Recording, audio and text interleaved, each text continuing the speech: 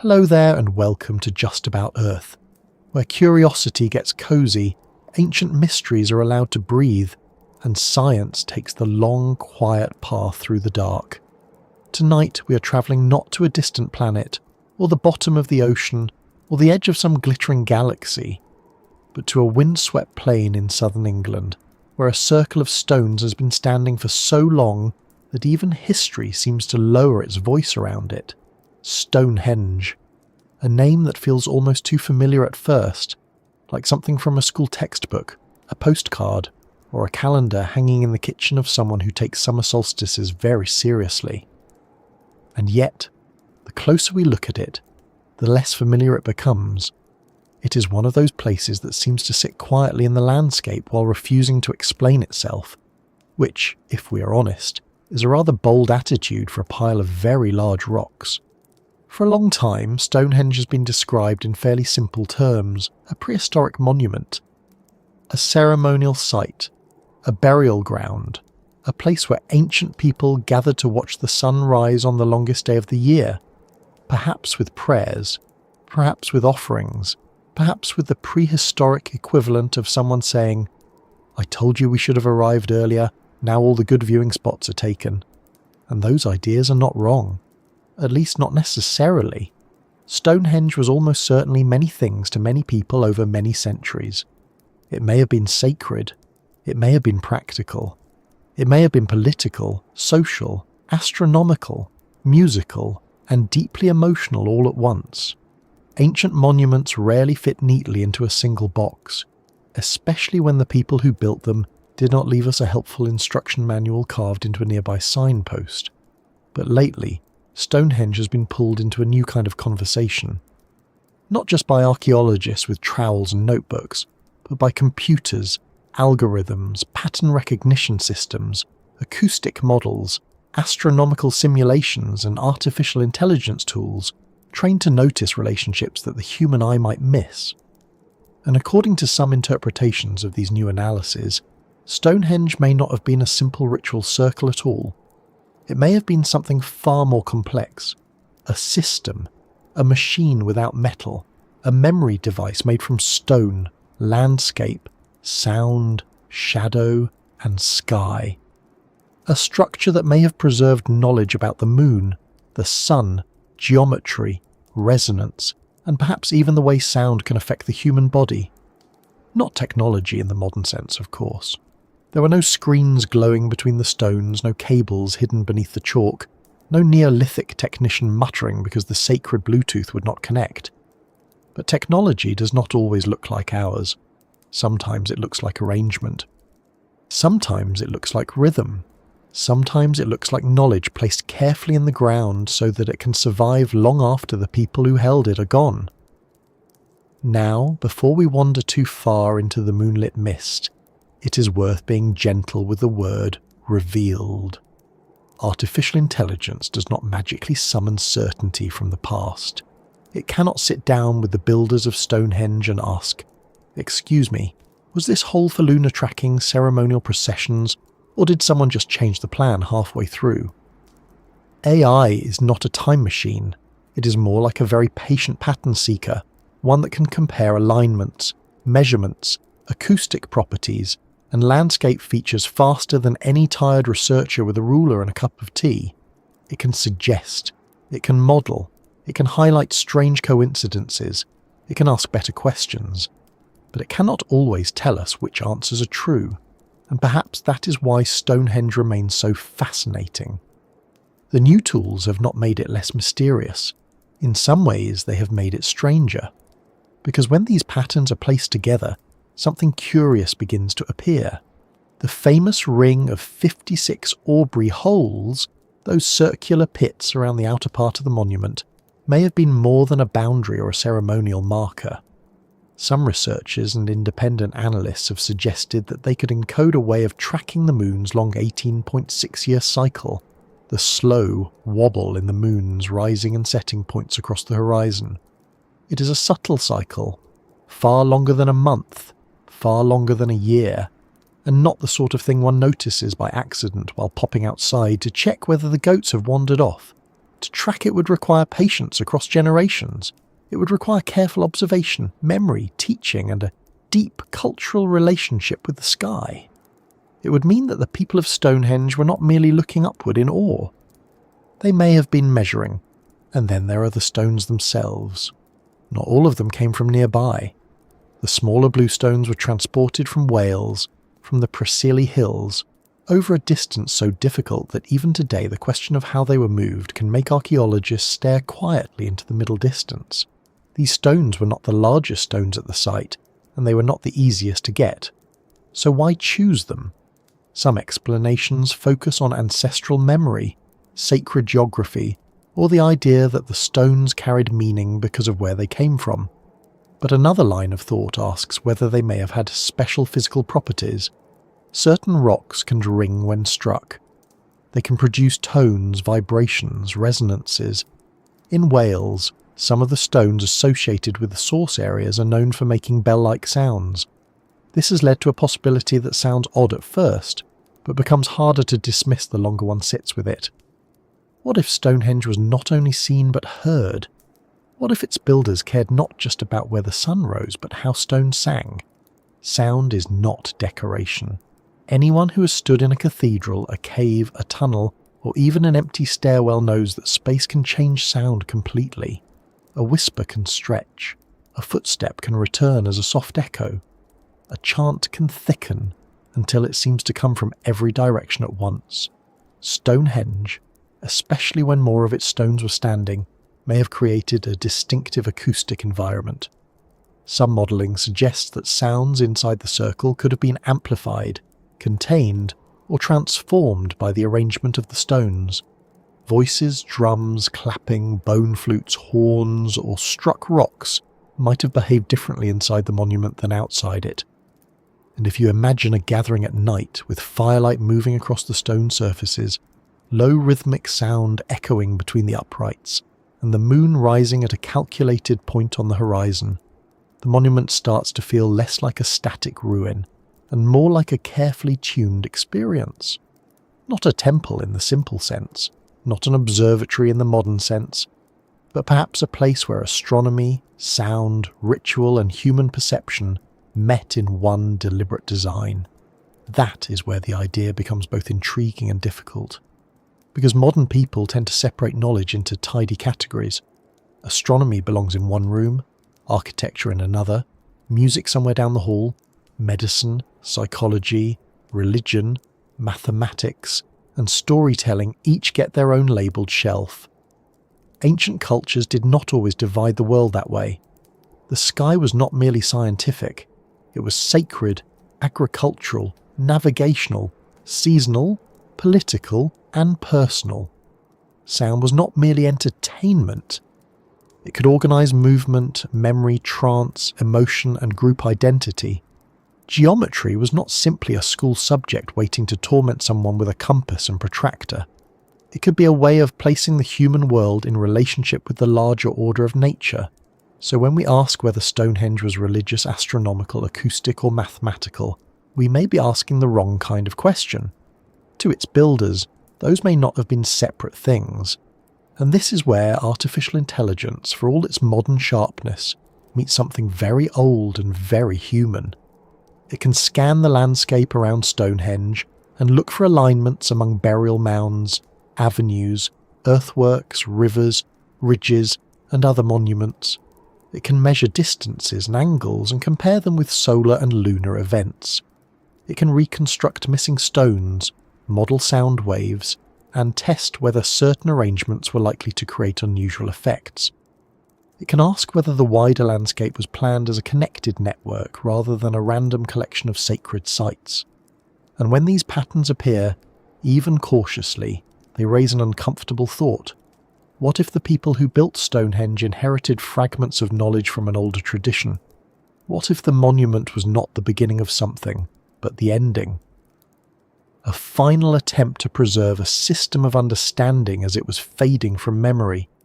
That idea is not easy to prove.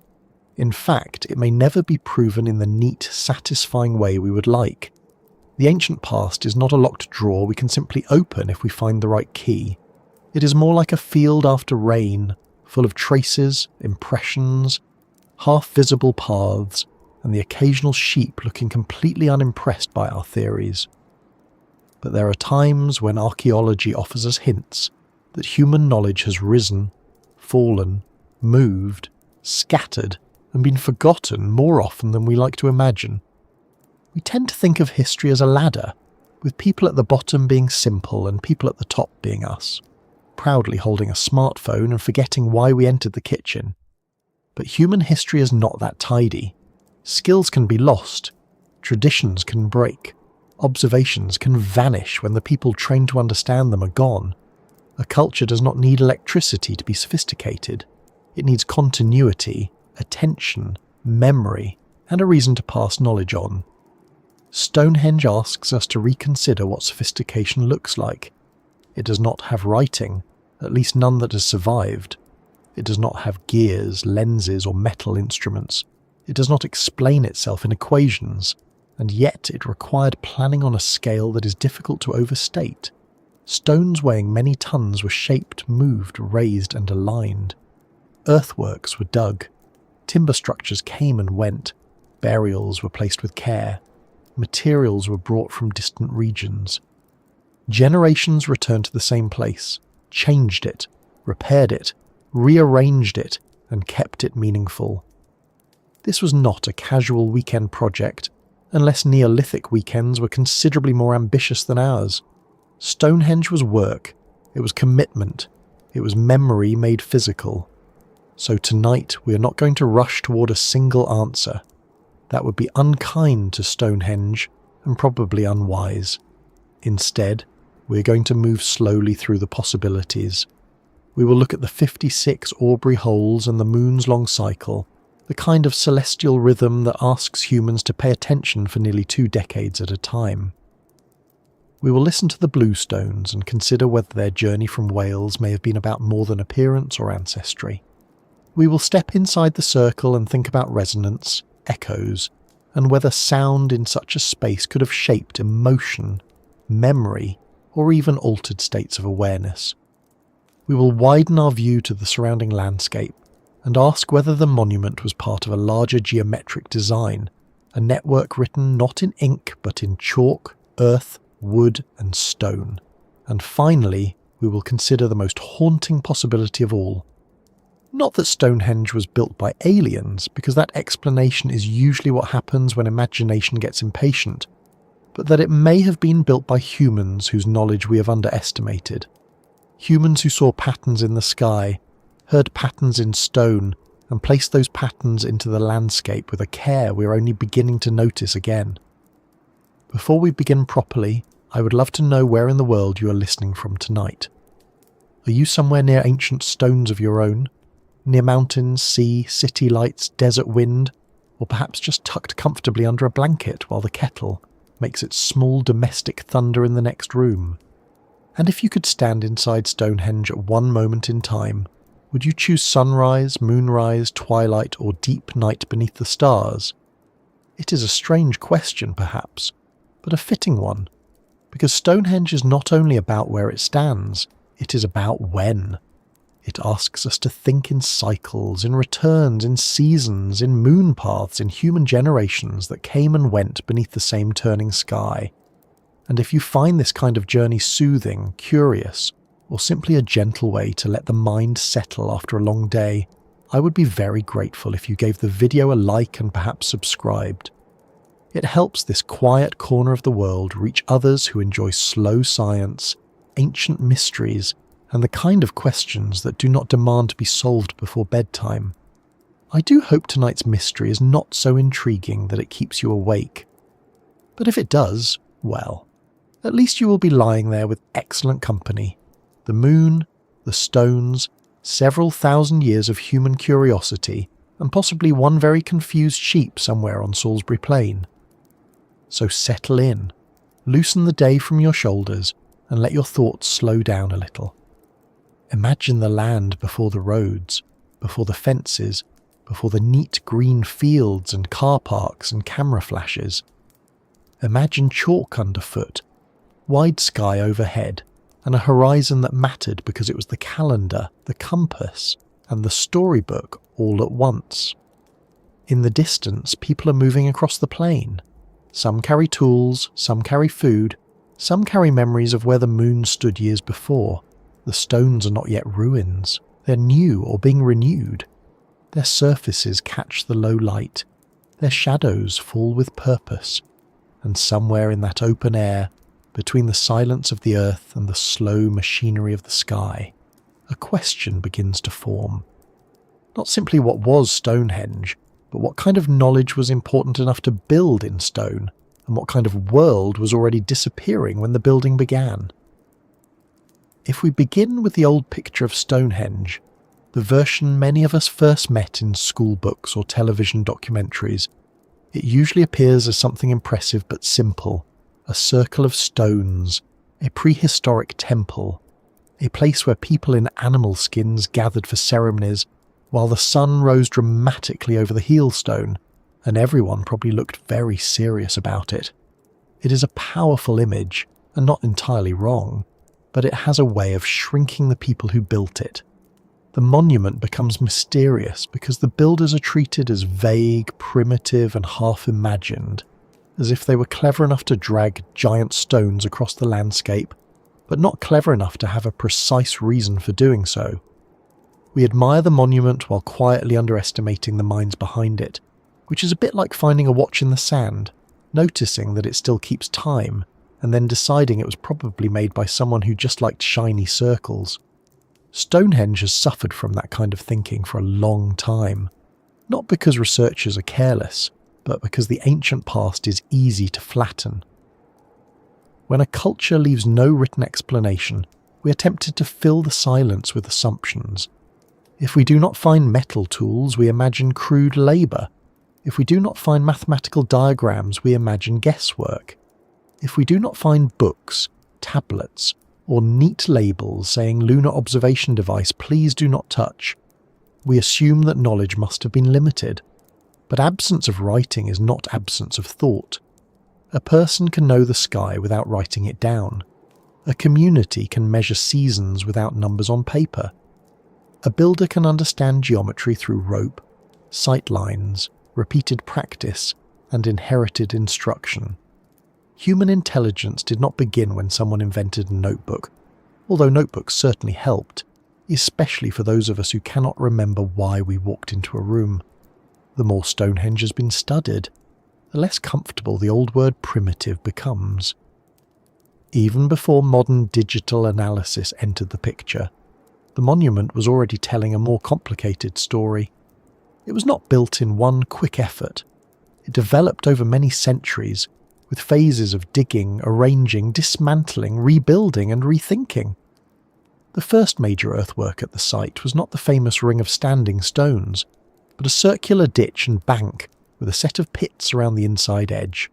Later came timber structures, burials, stone settings, rearrangements, and alignments. The Stonehenge most people picture today is not the beginning of the site. It is more like one visible frame from a long sequence of activity, a place revised by many hands across many generations. If the monument feels like a single statement now, that may be because we're only seeing the surviving punctuation at the end of a much longer sentence. Think about what it would take simply to build the stone circle, without even asking yet what it meant.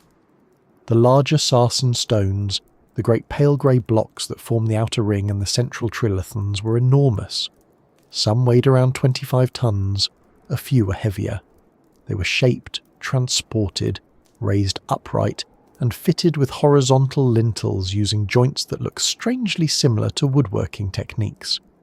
The builders carved tenons on top of the uprights and matching mortise holes in the lintel so the stones would lock together.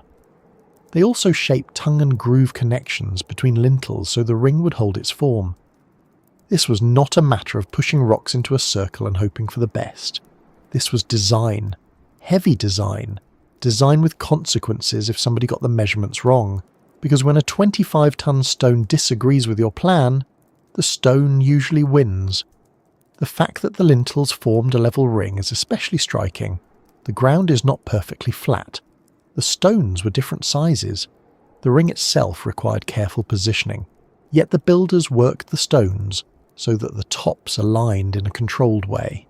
This means they were not only thinking about where stones stood on the ground, but about how their upper surfaces related in space. They were creating a raised horizon of stone, a constructed line against the sky. It is easy to miss this because ruin makes everything look accidental. Fallen stones, missing pieces, gaps, weathering, and centuries of damage all soften the original precision. But when reconstructed in models, Stonehenge looks less like a rough circle and more like an engineered space. Not engineered with steel and cranes, of course, but engineered with observation, rope, wood, muscle, patience, and a shared system of knowledge. Then there are the blue stones. These smaller stones, though still heavy enough to ruin anyone's afternoon, came from Wales. The exact routes and methods remain debated, but the distance alone is enough to make the choice remarkable. If the builders only needed stone, they had stone closer to hand. If they only needed something upright and impressive, the local Sarsens would have served. Yet they brought or inherited and relocated stones from far away. That implies value beyond convenience. Perhaps the stones were tied to ancestral places. Perhaps they carried stories, identities, or healing associations. Perhaps they were part of a connection between communities across long distances.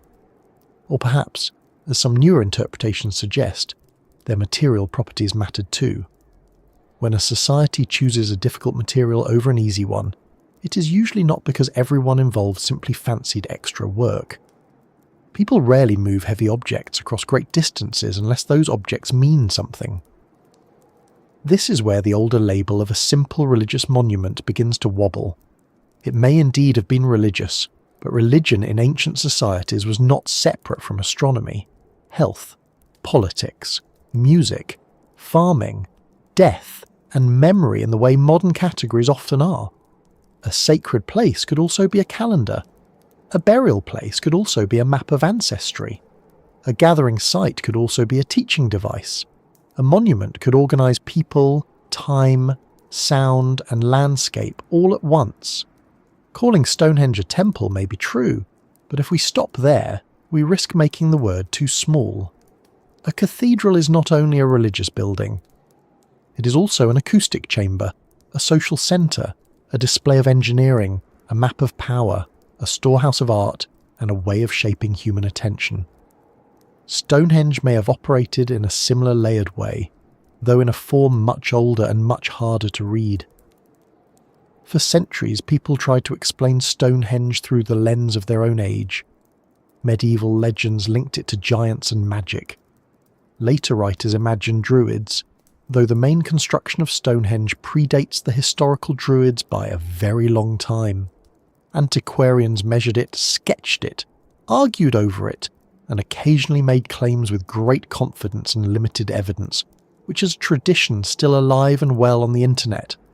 In the modern era, archaeology brought more careful excavation, dating, material analysis, and landscape study. Each step corrected some old ideas and complicated others. Stonehenge stopped being a lone monument and became part of a much wider ceremonial world that included nearby sites such as Durrington Walls, Woodhenge, the Avenue, the Cursus, burial mounds, and many other features spread across Salisbury Plain. The stones were not standing in isolation. They were part of a living landscape. That wider landscape matters because it changes the question. If Stonehenge were simply one circle in an empty field, we might ask only why this circle was built. But once we see roads, avenues, rivers, settlements, burial grounds, timber circles, alignments, and repeated movement across the same terrain, we have to ask how the whole place worked together. People did not just visit a monument. They moved through a designed environment. They approached from certain directions. They saw certain horizons. They may have walked processional routes. They may have timed gatherings to seasonal events. They may have carried the dead, shared food, exchanged objects, repaired alliances, taught children, watched the sky, and listened to sounds that behaved differently in different spaces. The monument was not only something to look at, It was something to enter, approach, circle, hear, remember and return to. This is where modern reanalysis, including the use of artificial intelligence, becomes interesting. Not because AI suddenly replaces archaeology, and certainly not because a machine can point at a stone and declare, "I have solved the Neolithic, please bring biscuits." It cannot. But AI can handle patterns at a scale that is difficult for people to hold in mind at once. It can compare thousands of possible alignments. It can test whether holes, stones, banks, avenues, and horizon points relate to known astronomical cycles. It can simulate missing stones, lost positions, altered ground surfaces, and changing sky conditions over thousands of years. It can model how sound may have moved through a complete or partially complete stone arrangement.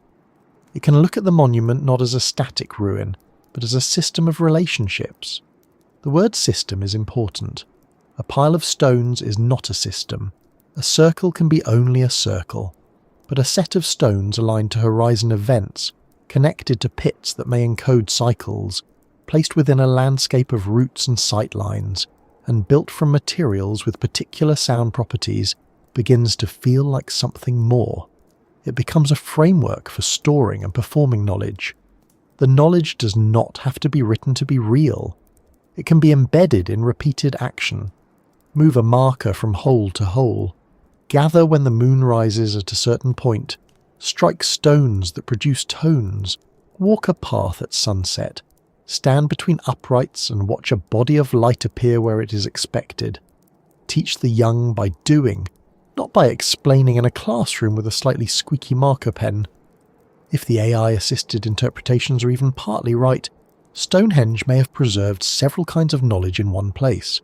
Astronomical knowledge in its alignments and cycles. Acoustic knowledge in the way stone and space shape sound. Geometric knowledge in the layout of circles, axes, distances and relationships to the surrounding landscape. Social knowledge in the way people gathered, moved, and repeated ceremonies. And perhaps memory itself, stored in the monument's arrangement so that no single person had to carry the whole system alone. This possibility is hard to explain only if we cling to the idea that ancient people were simple. Once we let go of that, the difficulty changes. The question becomes not whether they were capable, but why this particular knowledge mattered so much that they built it into one of the most labour-intensive monuments in prehistoric Europe. The practical side alone tells us that Stonehenge required organisation far beyond casual ritual.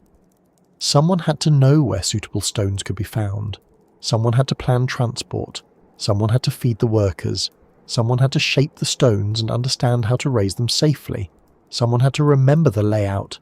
Someone had to maintain the purpose across years, perhaps generations. This does not necessarily mean a king ordering everyone around, though some kind of leadership or coordination was likely involved. It could have been religious authority, seasonal obligation, alliance between groups, or a shared cultural mission. But whatever the structure, the monument implies a society capable of large-scale planning. It also implies trust. People had to believe the work mattered enough to return to it, continue it, and teach its meaning. That is not primitive, that is disciplined. It may be unfamiliar, but unfamiliar is not the same as simple. We sometimes confuse the absence of modern tools with the absence of expertise. A person using a rope to mark a circle can be doing mathematics. A person watching the moon rise for decades can be doing astronomy. A person selecting a resonant stone can be doing material science, even if they would not use that phrase. A person designing a space for sound and ceremony can be working with psychology. The vocabulary changes, but the intelligence remains. Ancient knowledge often lived in practice. It was carried in trained eyes, skilled hands, remembered songs, repeated routes, and shared timings. If a modern engineer writes a formula, we recognize the knowledge. If a prehistoric builder encodes a relationship in stone, we too often call it mystery. The idea that Stonehenge may have functioned as an advanced ancient system does not require us to imagine lost machines or impossible technology. In fact, the more interesting possibility is that the technology was subtle. A monument can be a tool if it produces reliable effects. A calendar is a tool, a map is a tool. A musical instrument is a tool. A theatre is a tool for shaping perception. A laboratory is a tool for repeated observation. Stonehenge may have combined elements of all of these. Its stones could frame the sky. Its holes could track cycles. Its layout could organise movement. Its materials could produce or shape sound. Its landscape connections could encode geometry or ritual pathways. It may have been a place where knowledge was not merely stored, but activated through use. Imagine arriving at the site when the monument was still whole. The outer ring stands with its lintels locked in place. The taller trilithons rise within it. The bluestones form their own arrangement, smaller but significant. Around the outside are the earthworks and the Aubrey holes, perhaps marked in ways we no longer see. Beyond them, the plain opens wide, with barrows on the ridges and routes leading toward other places of gathering. You do not simply see a monument. You see a controlled space inside a larger network. The sky is part of the architecture. The horizon is part of the instrument. Sound changes as people move inward. The stones block some views and frame others. The whole place may have been designed to make certain moments feel inevitable, as if the heavens, the earth, and the gathered community had briefly agreed on the same arrangement. Of course, we must be careful. There is a difference between recognizing sophistication and turning Stonehenge into whatever we want it to be. Ancient monuments attract speculation the way a porchlight attracts moths. Some theories are thoughtful. Some are exciting but thin. Some arrive wearing a shiny hat and carrying a suitcase full of aliens. A responsible interpretation has to stay close to evidence, and the evidence is always incomplete. AI models can identify patterns, but patterns are not automatically intentions. A line between two ancient sites may be meaningful, or it may simply be a line drawn by modern enthusiasm. A sound effect may have mattered deeply, or it may have been an unnoticed consequence.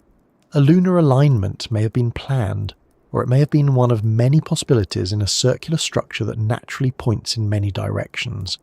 The challenge is not to reject patterns, but to test them patiently. Still, the repeated appearance of meaningful relationships at Stonehenge is difficult to ignore.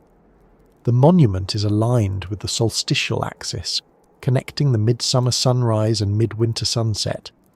That alone shows careful attention to the solar year. The surrounding landscape also appears to have been shaped around movement and seasonal gathering. Burials and cremated remains suggest a strong connection with the dead. The imported bluestones suggest distant significance. The long construction sequence suggests continuity and revision. Even without the more speculative AI claims, Stonehenge was already a monument of layered intelligence. The newer analyses do not need to invent complexity from nothing. They are adding fresh questions to a site that was already far from simple. One of the most important shifts is emotional as much as scientific. When Stonehenge is called primitive, we stand above it. We look down into the past and explain it with a sort of polite superiority. When Stonehenge is treated as a system, we stand beside it, or perhaps slightly beneath it, and admit that we may not yet understand how its parts work together. That change in posture matters.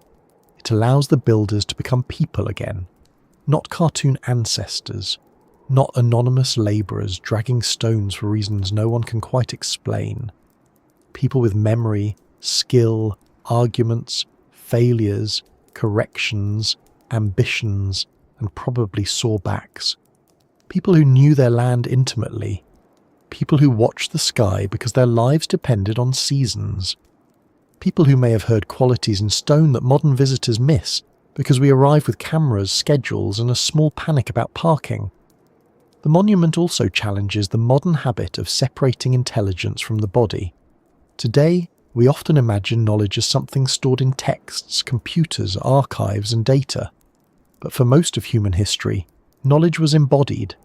It lived in how to strike flint, when to plant, where animals moved, which stars appeared before dawn, how a chant fit a ceremony, how a circle could be laid out with rope, how a stone sounded when tapped, how a horizon changed through the year. Stonehenge may have been a place where embodied knowledge became architecture. Its builders may have used it not only to remember facts but to train perception. Stand here, watch there, listen now, move this marker, return when the moon reaches that point, teach the pattern by placing the body inside it. That may be one reason Stonehenge still feels powerful even in ruin. We do not need to know its full purpose to sense that it was made with intention. The stones do not feel random. The space does not feel casual, even surrounded by ropes, tourists, roads, and the quiet hum of modern management. The monument has a stubborn presence. It refuses to become just an object. It keeps acting like a question. And every generation brings new tools to that question. The antiquarian brought sketches. The archaeologist brought excavation. The astronomer brought alignments. The geologist brought stone sourcing. The acoustician brought sound modelling. Now the computer brings pattern recognition. Each tool reveals something, but none reveals everything. This is why the phrase reanalyzed by AI is both exciting and slightly misleading. It sounds as though a machine has looked at Stonehenge and delivered a final verdict, stamped neatly and filed under solved. But the real value is more subtle. AI helps widen the field of attention. It allows researchers and independent analysts to ask whether features dismissed as separate might belong to one integrated plan. It can compare the Aubrey holes with lunar cycles, the stone layout with sound behaviour, the landscape with geometry, and the whole monument with other ancient structures. It can show that some coincidences may not be as coincidental as they first appear. But explanation still requires human judgment. The machine can find a pattern. We must decide whether it is evidence, accident, memory, ritual, or something for which we no longer have the right word. And perhaps that is exactly where Stonehenge becomes most interesting. Not as a solved puzzle, but as a surviving fragment of a worldview. A worldview in which skywatching was not separate from ceremony, sound was not separate from healing or awe, geometry was not separate from landscape, and memory was not separate from stone. If such a worldview existed, then the monument was never primitive. It was a kind of archive, but not the quiet sort with shelves and dust. It was an archive that had to be walked, heard, watched, and maintained. Its information was not hidden inside it like a message in a bottle. It was performed through time. That would explain why Stonehenge had to be built so carefully. A loose arrangement would not do. A rough gathering place would not preserve cycles across generations. If the moon's long rhythm mattered, the system needed fixed reference points. If sound mattered, the stone choices and spacing mattered. If geometry mattered, distances and alignments mattered. If the landscape mattered, the routes and surrounding sites mattered. In this view, Stonehenge becomes less like a monument to a single belief and more like a manual for a culture that taught through repetition. The stones were not only symbols, they were instructions made durable. There is something quietly unsettling about that possibility. It suggests that the past may contain not only things we have not yet discovered, but things we have discovered and failed to recognize. The evidence may have been in front of us for centuries, standing in plain sight under the English weather, while we argued over whether ancient people were capable of meaning more than one thing at a time. The monument did not change, our questions did. And as the questions become more precise, Stonehenge begins to look less like the product of a simple age, and more like the remnant of a long discipline, one that joined observation, sound, movement, and memory into a single structure. So when we look at the stones now, perhaps we should be cautious about the word mystery. Not because Stonehenge is not mysterious, it certainly is. It is practically overqualified for the position. But mystery can sometimes become an excuse to stop thinking. We say, "no one knows," and leave it there, as if uncertainty were a locked door. A better approach is to treat mystery as an invitation. What would the builders have needed to know? What patterns would they have watched? What effects would they have noticed? What kind of society preserves a lunar cycle longer than many modern people keep the same sofa? What kind of memory system survives when language, names and stories disappear? The answer may begin not with the towering stones, but with the humbler features around them. The pits, the holes, the marks in the ground that seem less dramatic than the great uprights, and are therefore easier to overlook. Yet sometimes the quietest parts of a monument carry the most precise information. Around Stonehenge lies that ring of 56 Aubrey holes, discovered in the early 20th century and still debated today. They are not as photogenic as the trilithons. No one travels across the world to take a dramatic sunset selfie with a prehistoric pit. But if some of the newer interpretations are correct, those holes may be one of the clearest signs that Stonehenge was not merely a place of ceremony, but a place of calculation.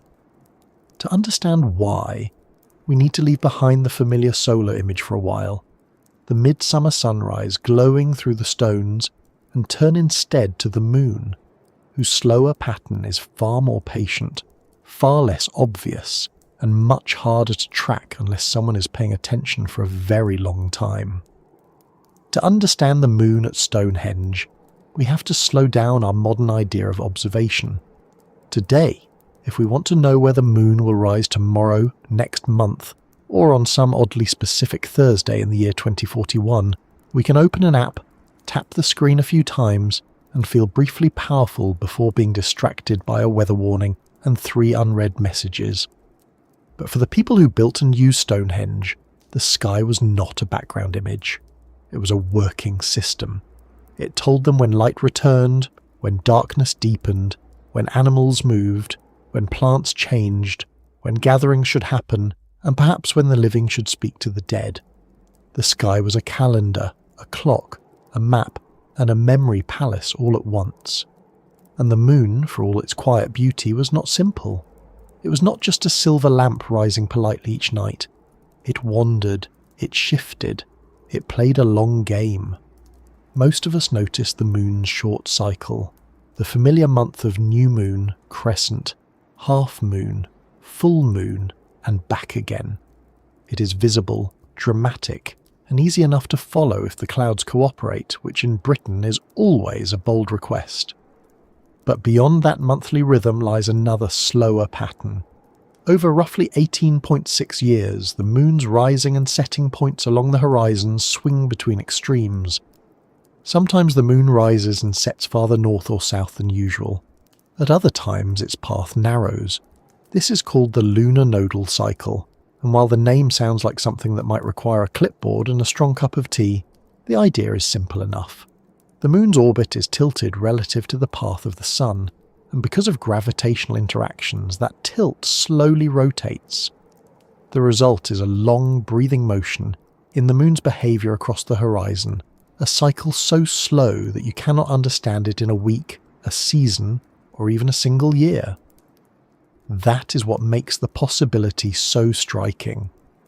If the 56 Aubrey holes around Stonehenge were used in some way to track this long lunar cycle, then the builders or users of the site were not simply watching the moon casually.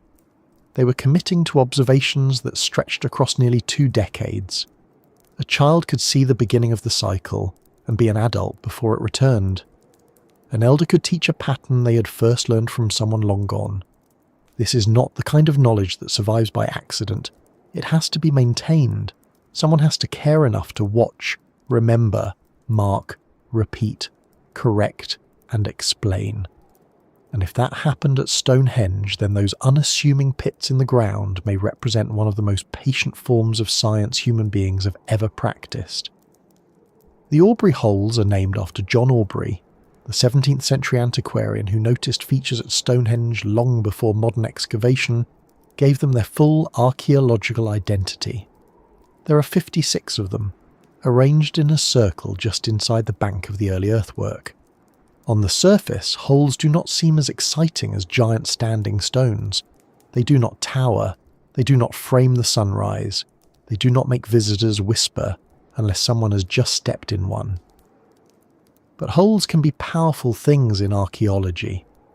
A hole marks absence, yes, but it also marks intention. It says something was placed here, removed here, counted here, remembered here, or returned to here. In the case of the Aubrey holes, their number has invited questions for decades. Why 56? Why not 50 or 60 or some easier number that would have made prehistoric paperwork a little tidier? One idea, long discussed by researchers and later revived in more computational interpretations, is that the Aubrey holes could have functioned as a counting device. By moving markers around the ring, observers might have tracked eclipses or lunar cycles. The number 56 is especially interesting because it can relate to the moon's 18.6-year nodal cycle when divided and stepped through in certain ways. 3 circuits, or 3 sets of movement around the 56 holes, can produce values close to the long lunar rhythm. There are different versions of how such a system might have worked, and not all scholars agree on the details. Some models are elegant, some are speculative, some may be the archaeological equivalent of seeing a face in burnt toast, but the idea refuses to disappear because the number, the layout, and the known astronomical interests of Stonehenge fit together just well enough to keep the question alive. This is where artificial intelligence enters the story, not as a mystical oracle, but as a tool for testing patterns. Imagine giving a machine the positions of the holes, the known alignments of the monument, reconstructed ancient horizons, lunar rise and set points, and thousands of possible marker systems. It can test combinations that would take humans a very long time to sort by hand. It can ask whether a sequence of movements around 56 positions could represent lunar standstills, eclipse seasons, or intervals connected to the moon's long cycle.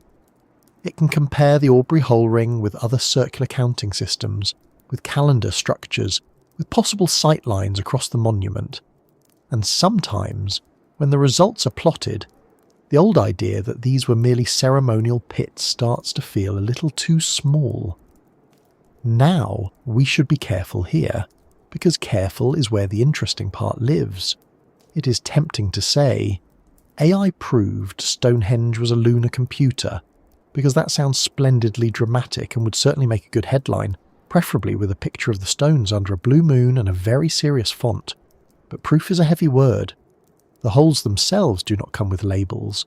The markers, if they existed, are gone. The people who understood the rules are gone. AI can reveal that a counting system is possible, perhaps even plausible, but it cannot tell us whether someone stood there on a cold evening moving a wooden peg from one pit to the next while muttering, "Only 17 years to go." Still, the possibility matters. It shows that Stonehenge had the structure needed for long-term observation. It had fixed points, repeated positions, circular order, and a sky-facing landscape where horizon events mattered. The moon's 18.6-year cycle would have been important because it is rare, dramatic, and tied to extremes. At major lunar standstill, the moon can rise and set at its most northerly and southerly points on the horizon.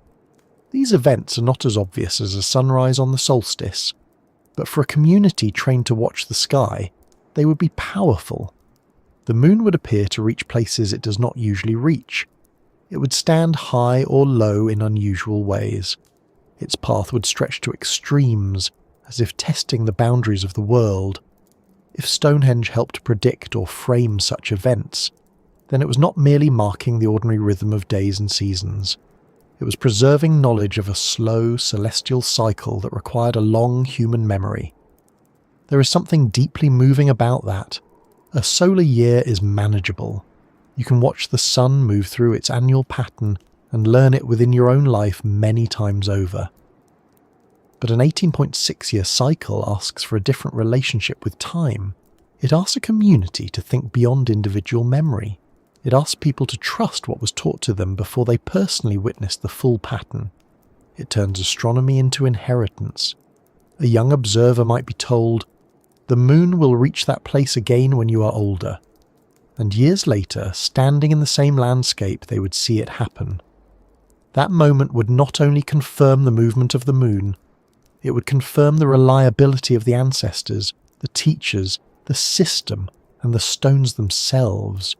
Knowledge would become social glue. The sky would prove that memory had been kept correctly. That may be one reason the Aubrey holes are so compelling. They are not spectacular, but they are durable in concept. A ring of fixed positions can outlast individual observers. It can turn a long cycle into a sequence of steps. It can make the invisible countable. If markers were moved around the holes, the monument could have acted as a teaching device, allowing people to externalize a pattern too long and complex to hold easily in the mind. We do this all the time with calendars, clocks, diagrams, and reminders stuck to the fridge. There is no shame in needing help from objects. In fact, civilization may be partly the story of humans placing memory outside the body. A knot in a cord, a notch in bone, a mark on a wall, a stone in a circle. The Aubrey holes may have been one of those memory devices scaled up to the size of a community and aimed at the moon. If that sounds advanced, it is because it is. Not advanced in the sense of modern electronics, but advanced in the sense of disciplined observation. To track the moon's long cycle, people needed a stable observation point, clear horizon references, repeated measurements, and a shared understanding of what mattered. They had to distinguish meaningful shifts from ordinary variation. They had to work with weather, seasonal visibility, and the challenge of remembering positions over many years. And they had to do this without written tables or printed charts, or at least without any that survived. They used the landscape itself as the page. The horizon was the line. The moon was the moving mark.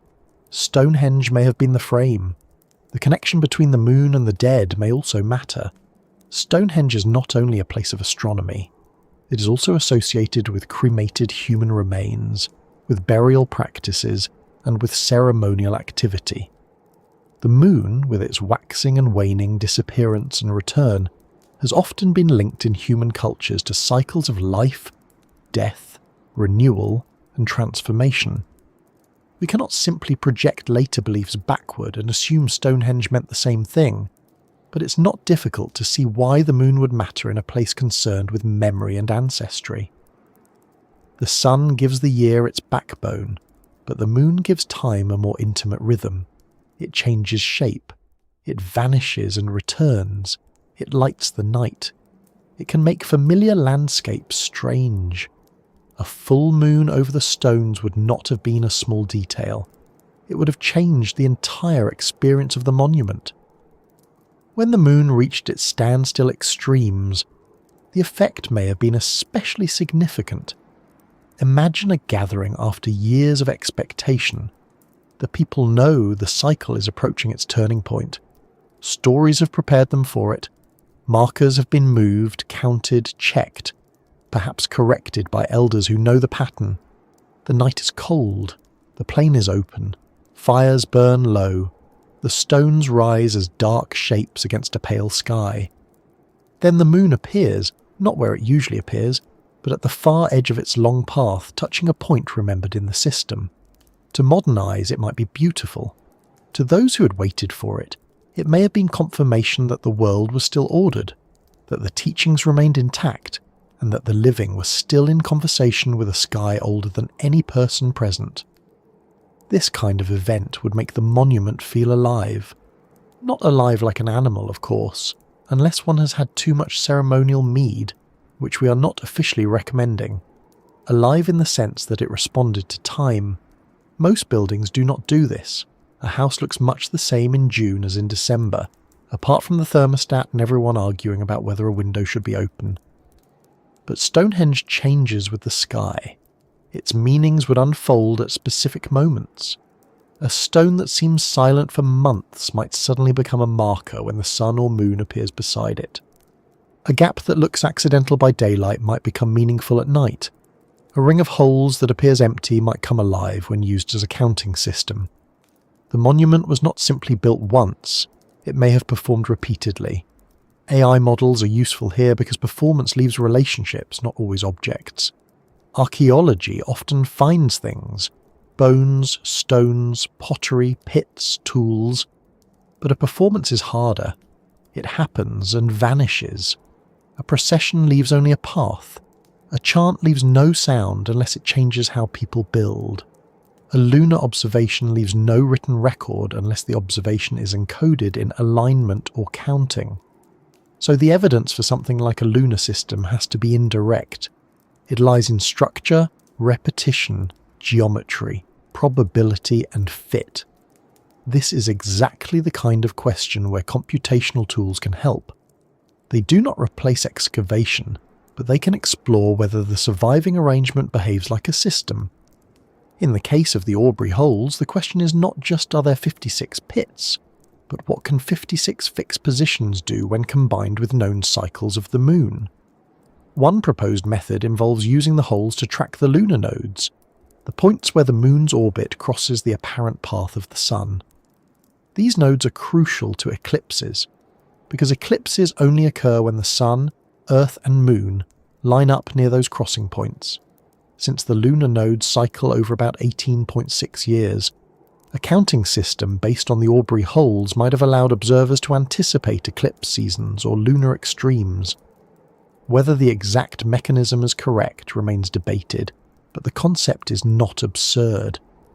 Ancient people in many parts of the world paid careful attention to eclipses. They are startling events. The sun darkens, the moon changes colour, the sky behaves in ways that seem to break the ordinary rules. A society that could predict even some of these events would possess knowledge of enormous ritual and political power. If you can say when the sky will darken, people listen. Even if they also ask whether you can do anything about the rain next Tuesday, the number 56 does not need to be magical to be useful. It may have offered a workable approximation, a way of dividing a long cycle into manageable steps. Ancient observational systems often used approximations because nature itself rarely fits into perfectly neat human categories. The year is not an exact number of lunar months. The moon does not rise in the same place each night. These cycles overlap, drift, and require correction. A good ancient system would not need to be perfect in the modern mathematical sense. It would need to be reliable enough to guide ceremonies, preserve memory, and predict important windows of time. Stonehenge may have been one such system, refined through use rather than written calculation. That refinement may explain why the monument changed over centuries. If Stonehenge was a knowledge system, it may have been adjusted as understanding developed or as traditions shifted. Stones were rearranged, features were added. Earlier timber and earth elements gave way to stone. The site was not frozen, it evolved. That does not make it less precise, it may make it more precise. Think of a scientific instrument improved over generations, or a church rebuilt on an older sacred site, or a city whose streets preserve patterns older than its buildings. The visible monument can be the latest expression of a much older practice. The Aubrey holes may belong to an earlier stage of Stonehenge, but their presence could have continued to shape how later people understood the site. Even if the stones changed, the ring remained part of the memory.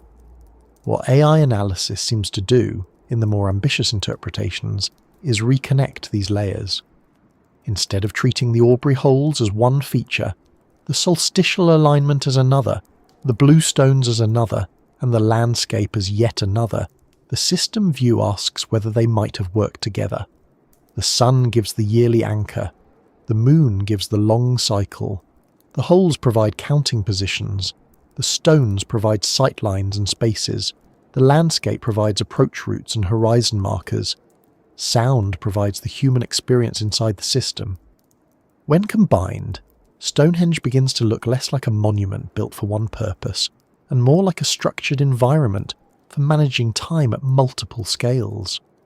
Days, months, years, generations. The whole place becomes an agreement between the human body and the sky. And yet, the moon's long secret is easy to miss precisely because it is long. We are creatures of short attention. We notice what changes quickly. We admire the sunrise because it happens every day and photographs beautifully.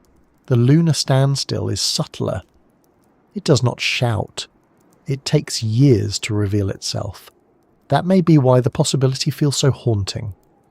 If Stonehenge preserved this cycle, then it was built by people who valued slow knowledge. People who understood that some truths only appear when watched with patience.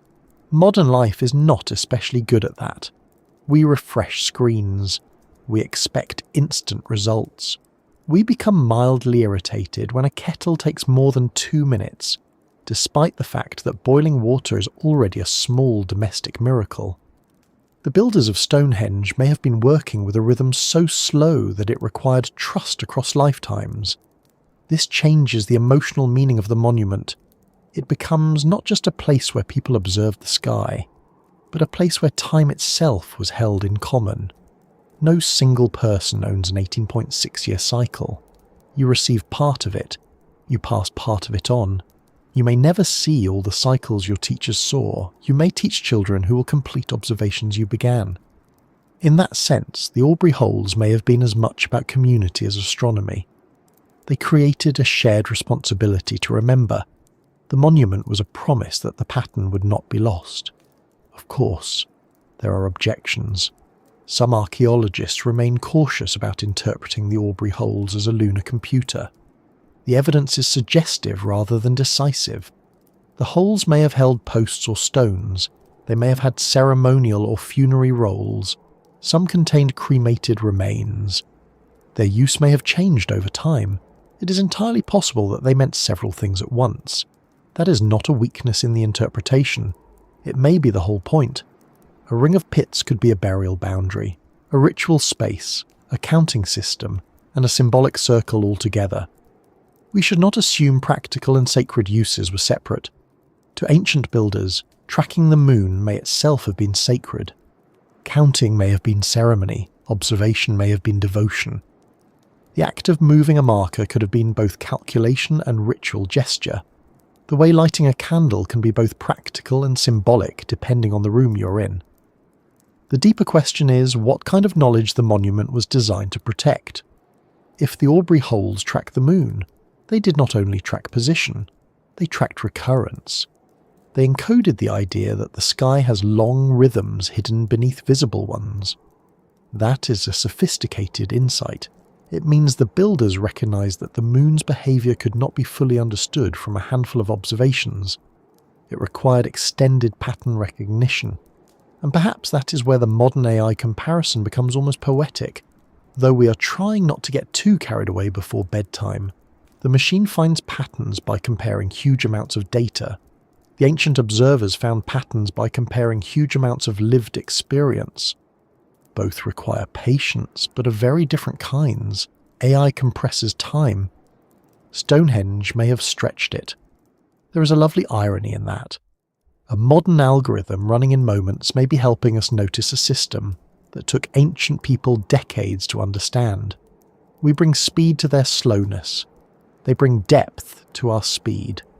Somewhere between the two, a new question appears.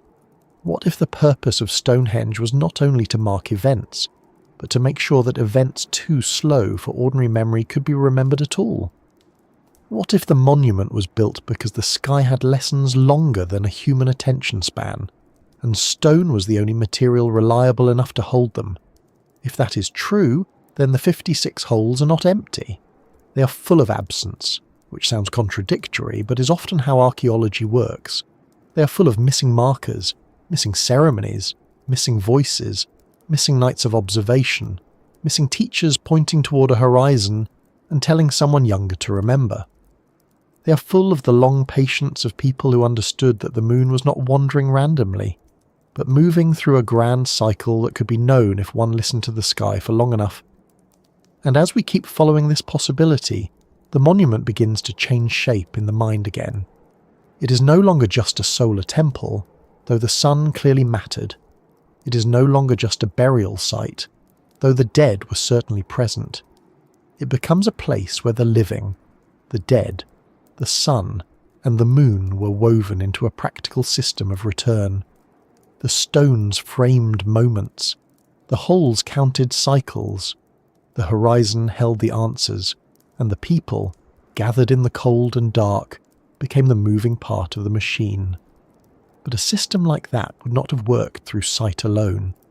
Long before written formulas and electronic instruments, knowledge was often carried through the senses together.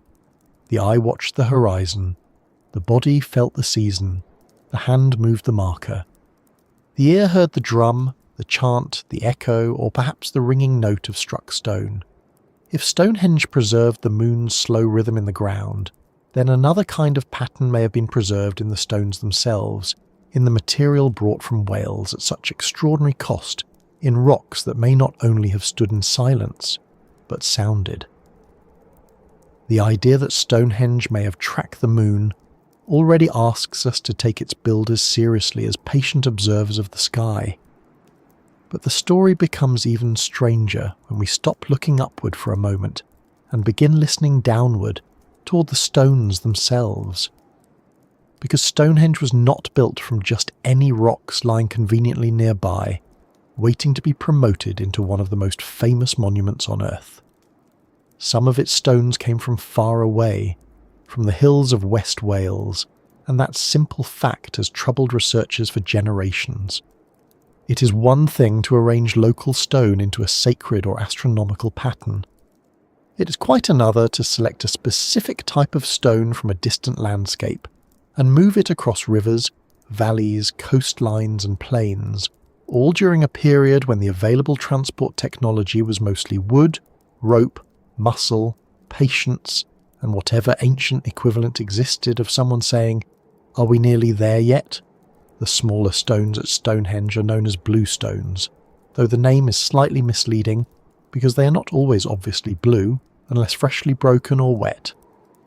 Archaeology is full of names like this, where something is called one thing and then immediately needs explaining, rather like calling a very damp biscuit crisp. These blue stones include several different rock types, many linked to the Preseli region of Wales. They are not as massive as the Great Sarsens, but they are still formidable. Some weigh several tons. Moving even one would be a serious undertaking. Moving many suggests a purpose strong enough to organise people across distance and time. If the builders had only wanted stones, there were stones closer to Stonehenge. If they had only wanted size, the Sarsens were larger. So the blue stones ask a quiet but persistent question. Why these? One traditional explanation is that the stones mattered because of where they came from. The Preseli Hills may have held ancestral significance. The stones may have carried the identity of a people, a place, a memory, or a myth.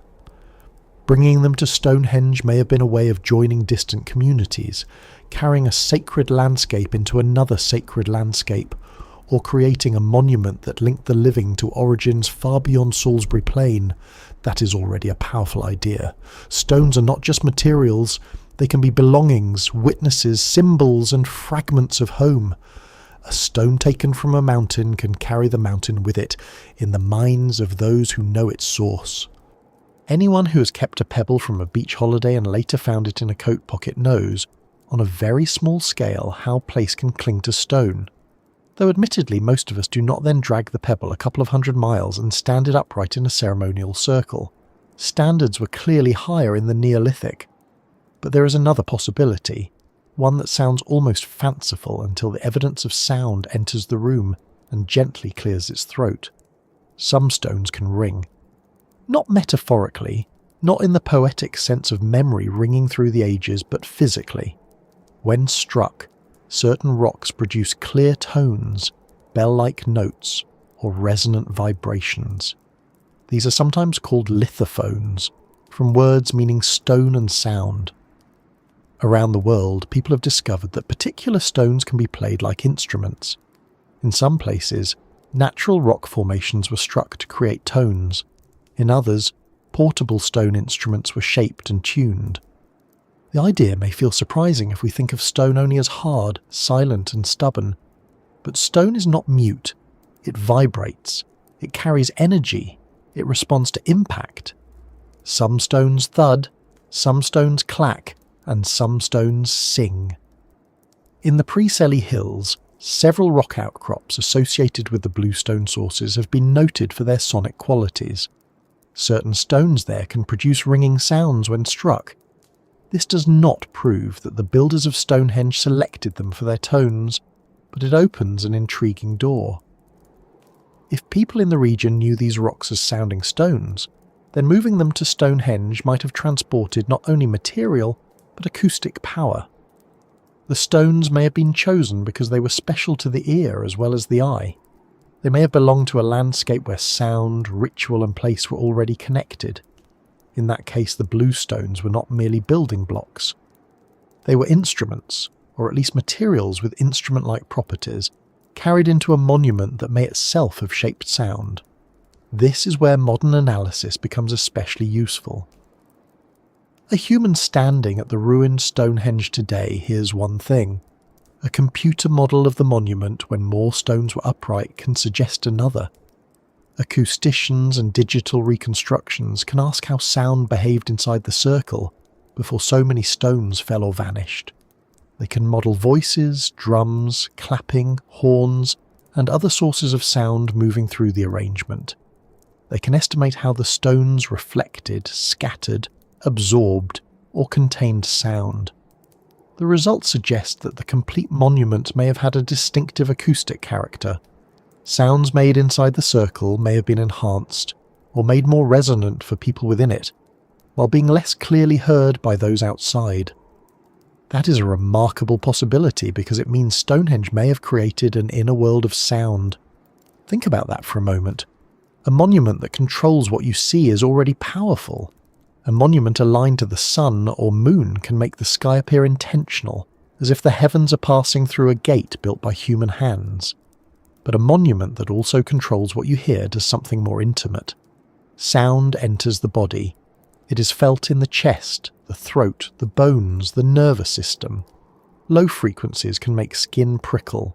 Repetition can alter breathing. Rhythm can coordinate movement. Chanting in a resonant space can make individual voices merge into something larger than the people producing them.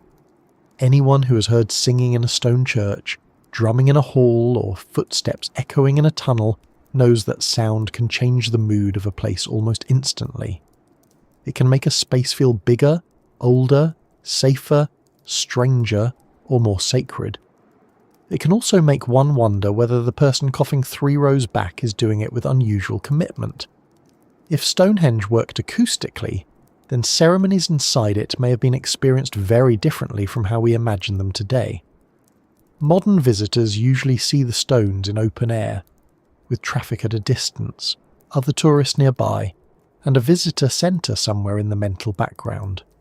It is difficult to hear the old monument through that modern noise. But in its earlier form, with more stone standing and the surrounding landscape quieter, a voice inside the circle may have bounced from surface to surface. Drums may have gained depth. A chant may have become fuller, less local, harder to place. The stones could have blurred the boundary between speaker and echo, between human sound and returning sound. In such a space, a ritual leader's voice might seem to come not simply from a person, but from the monument itself. That matters because sound can organise belief. We often think belief comes first and ritual follows, but the body can be persuaded by experience before the mind has finished explaining it. Stand in a dark place where sound behaves strangely, where the moon rises at a predicted point, where stones from a distant sacred landscape ring when struck, where the group around you breathes and moves in rhythm, and the experience does not need a written doctrine to feel meaningful. It is meaningful because it happens to you. The body remembers it. The ears remember it. The place becomes charged with expectation. The next time you return, you bring the memory with you, and the monument only has to do part of the work. The rest is carried inside the people. This may be one reason the blue stones were important enough to move. If they produced distinctive tones, or were associated with ringing outcrops in Wales, they could have served as portable fragments of an acoustic landscape. The builders may have believed the stones had a voice, or a force, or a quality that belonged to their source. In many cultures, unusual stones are treated as alive in some way. not necessarily alive like a goat determined to eat a fence, but alive as presences, as things with agency, memory, or power. A stone that rings when struck is easy to imagine as special. It answers. It does not simply receive impact, it gives something back. Of course, we should not assume that every bluestone at Stonehenge was used like a xylophone. The monument was not necessarily a Neolithic concert venue, and there is no evidence of someone selling tiny clay tickets at the entrance. But sound does not have to be constant to matter. A stone struck at the right moment, during the right ceremony, in the right acoustic space, could carry enormous significance. The tone might mark transitions. It might call people to attention. It might accompany movement. It might signal lunar or solar events. It might be part of healing rituals, funerary rites, initiation, or seasonal gatherings. A single ringing note in a quiet landscape can do a great deal, especially at night. The link between sound and altered states of consciousness is also worth considering carefully. Rhythmic sound can affect human perception. Drumming, chanting, clapping, and repetitive tones are used in many cultures to support trance, meditation, healing, mourning, or communal bonding. This does not mean Stonehenge was designed as a mind control device, which would be a rather dramatic leap and probably a disappointment to anyone hoping for prehistoric headphones. But it does mean that the builders may have understood, through experience, that sound changes people. They did not need neuroscience to know that a steady drumbeat can shift attention, or that a group chant can make individuals feel joined, or that echoes can make a space feel inhabited by more than those present. Human beings knew the power of sound long before they could describe it with brain scans. If AI-assisted acoustic modelling suggests that Stonehenge amplified or contained sound in unusual ways, then we may need to treat sound as part of the monument's design rather than an accidental effect. These stones were not smooth walls, and the circle was not roofed, so it would not behave like a modern concert hall. But even open-air stone arrangements can shape sound. Uprights reflect waves. Gaps scatter them. The size and spacing of the stones influence what frequencies are strengthened or weakened.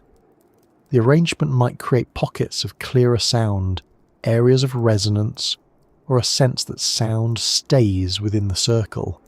If the inner space felt acoustically separated from the outer landscape, that boundary would matter. Those inside would share an experience not fully available to those outside. In ritual terms, that is powerful. It creates an inside and an outside, not just visually, but sonically. This may help explain why Stonehenge was built with such care. If the circle was meant only to mark a line on the horizon, fewer stones might have worked. If it was meant only to impress, size alone would have mattered most.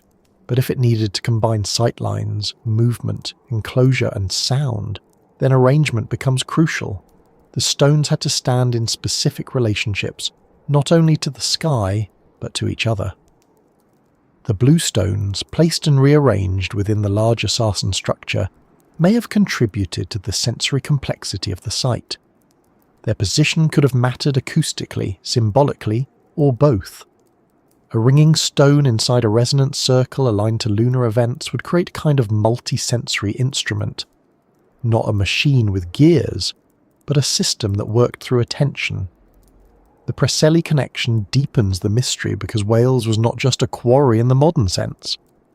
We should be cautious about imagining teams simply selecting stone-like shoppers at a prehistoric building supply centre, comparing prices and wondering if delivery was included.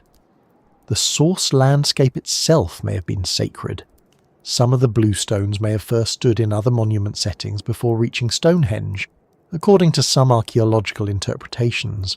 If so, their movement could represent the relocation of an entire tradition, a sacred circle taken down and rebuilt elsewhere, a community moving its ancestral stones, a landscape of origin being carried into a new centre. If those stones also had sonic properties, then Stonehenge may have inherited not only material, but a sound tradition from another place. That is an important thought. Knowledge can migrate. It can be carried in objects, songs, rituals, and skilled practices. When people move, or when groups join, their knowledge does not always appear as writing. It appears as choices. Why this stone? Why this direction? Why this spacing? Why this repeated number? The builders may not have separated Welsh identity, stone sound, lunar observation, and ceremony into separate categories. The blue stones could have mattered because they were from the ancestral West, because they rang, because they were linked to healing, because they had already stood in sacred arrangements, and because their presence at Stonehenge made the monument a union of distant places. When several meanings attach to one object, that object becomes hard to replace. You cannot simply swap it for a local boulder and expect the same result, any more than you can replace a grandmother's wedding ring with a spoon and say, well, it is also metal. There is a long-standing idea that the blue stones may have been associated with healing. Some legends and later traditions describe Stonehenge as a place of healing, though legends written long after the monument was built must be handled with care. Still, the idea is interesting when sound is added.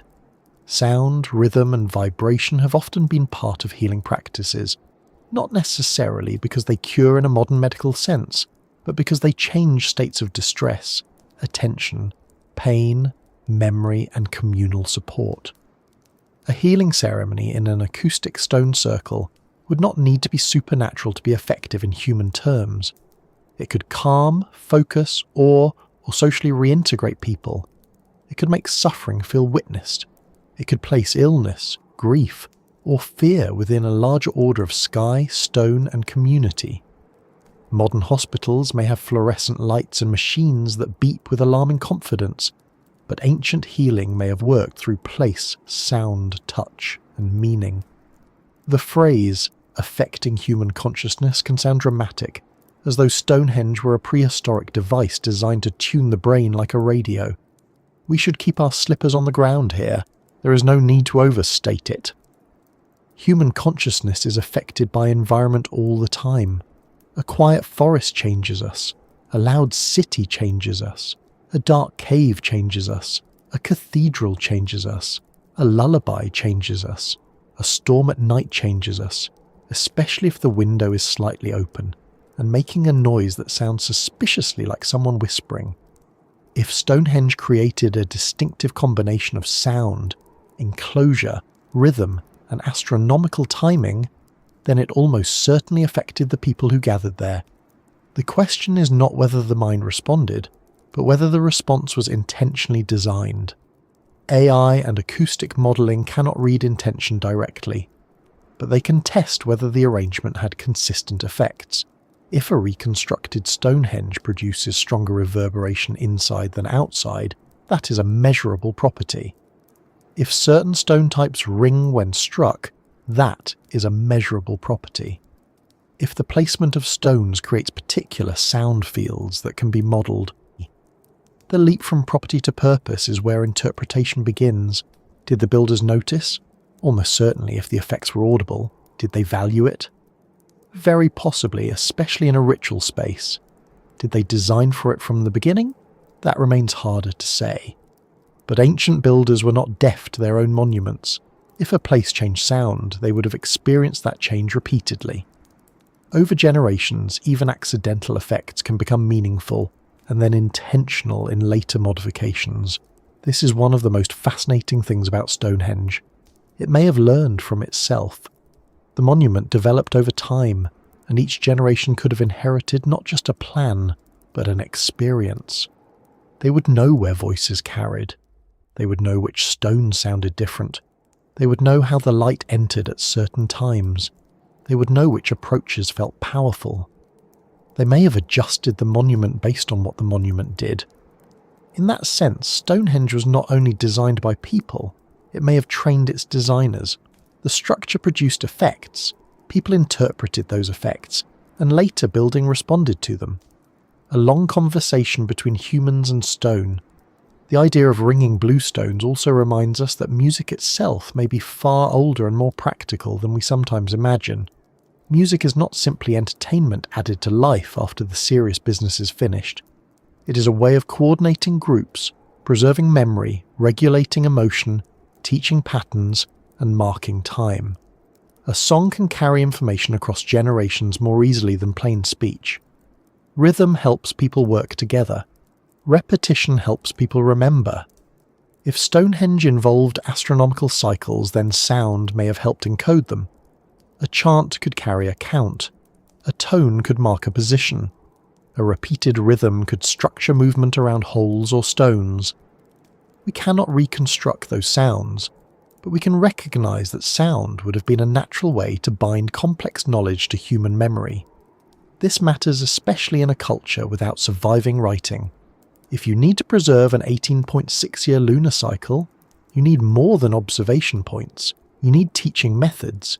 You need stories, gestures, ceremonies, perhaps songs. The stones provide the fixed structure, but people provide the living memory. Sound is one of the best ways to keep memory alive. Even now, many of us can remember songs from childhood while forgetting passwords we created last Tuesday. A ritual chant connected to the moon cycle could make abstract astronomy memorable. A ringing stone could signal a stage in a ceremony. The soundscape of Stonehenge may have been part of its data system, though not in a way that fits modern categories. It would be knowledge you could hear. The Welsh origin of the blue stones may also have brought different communities into a shared astronomical and ceremonial framework. Moving stones over long distances is not only an engineering challenge, it is a social event. It requires cooperation, negotiation, perhaps feasting, alliance, obligation, and shared belief. The stones may have linked people from west and east, from source and destination, from older traditions to newer ones. Every stage of the journey could have reinforced the importance of the stones.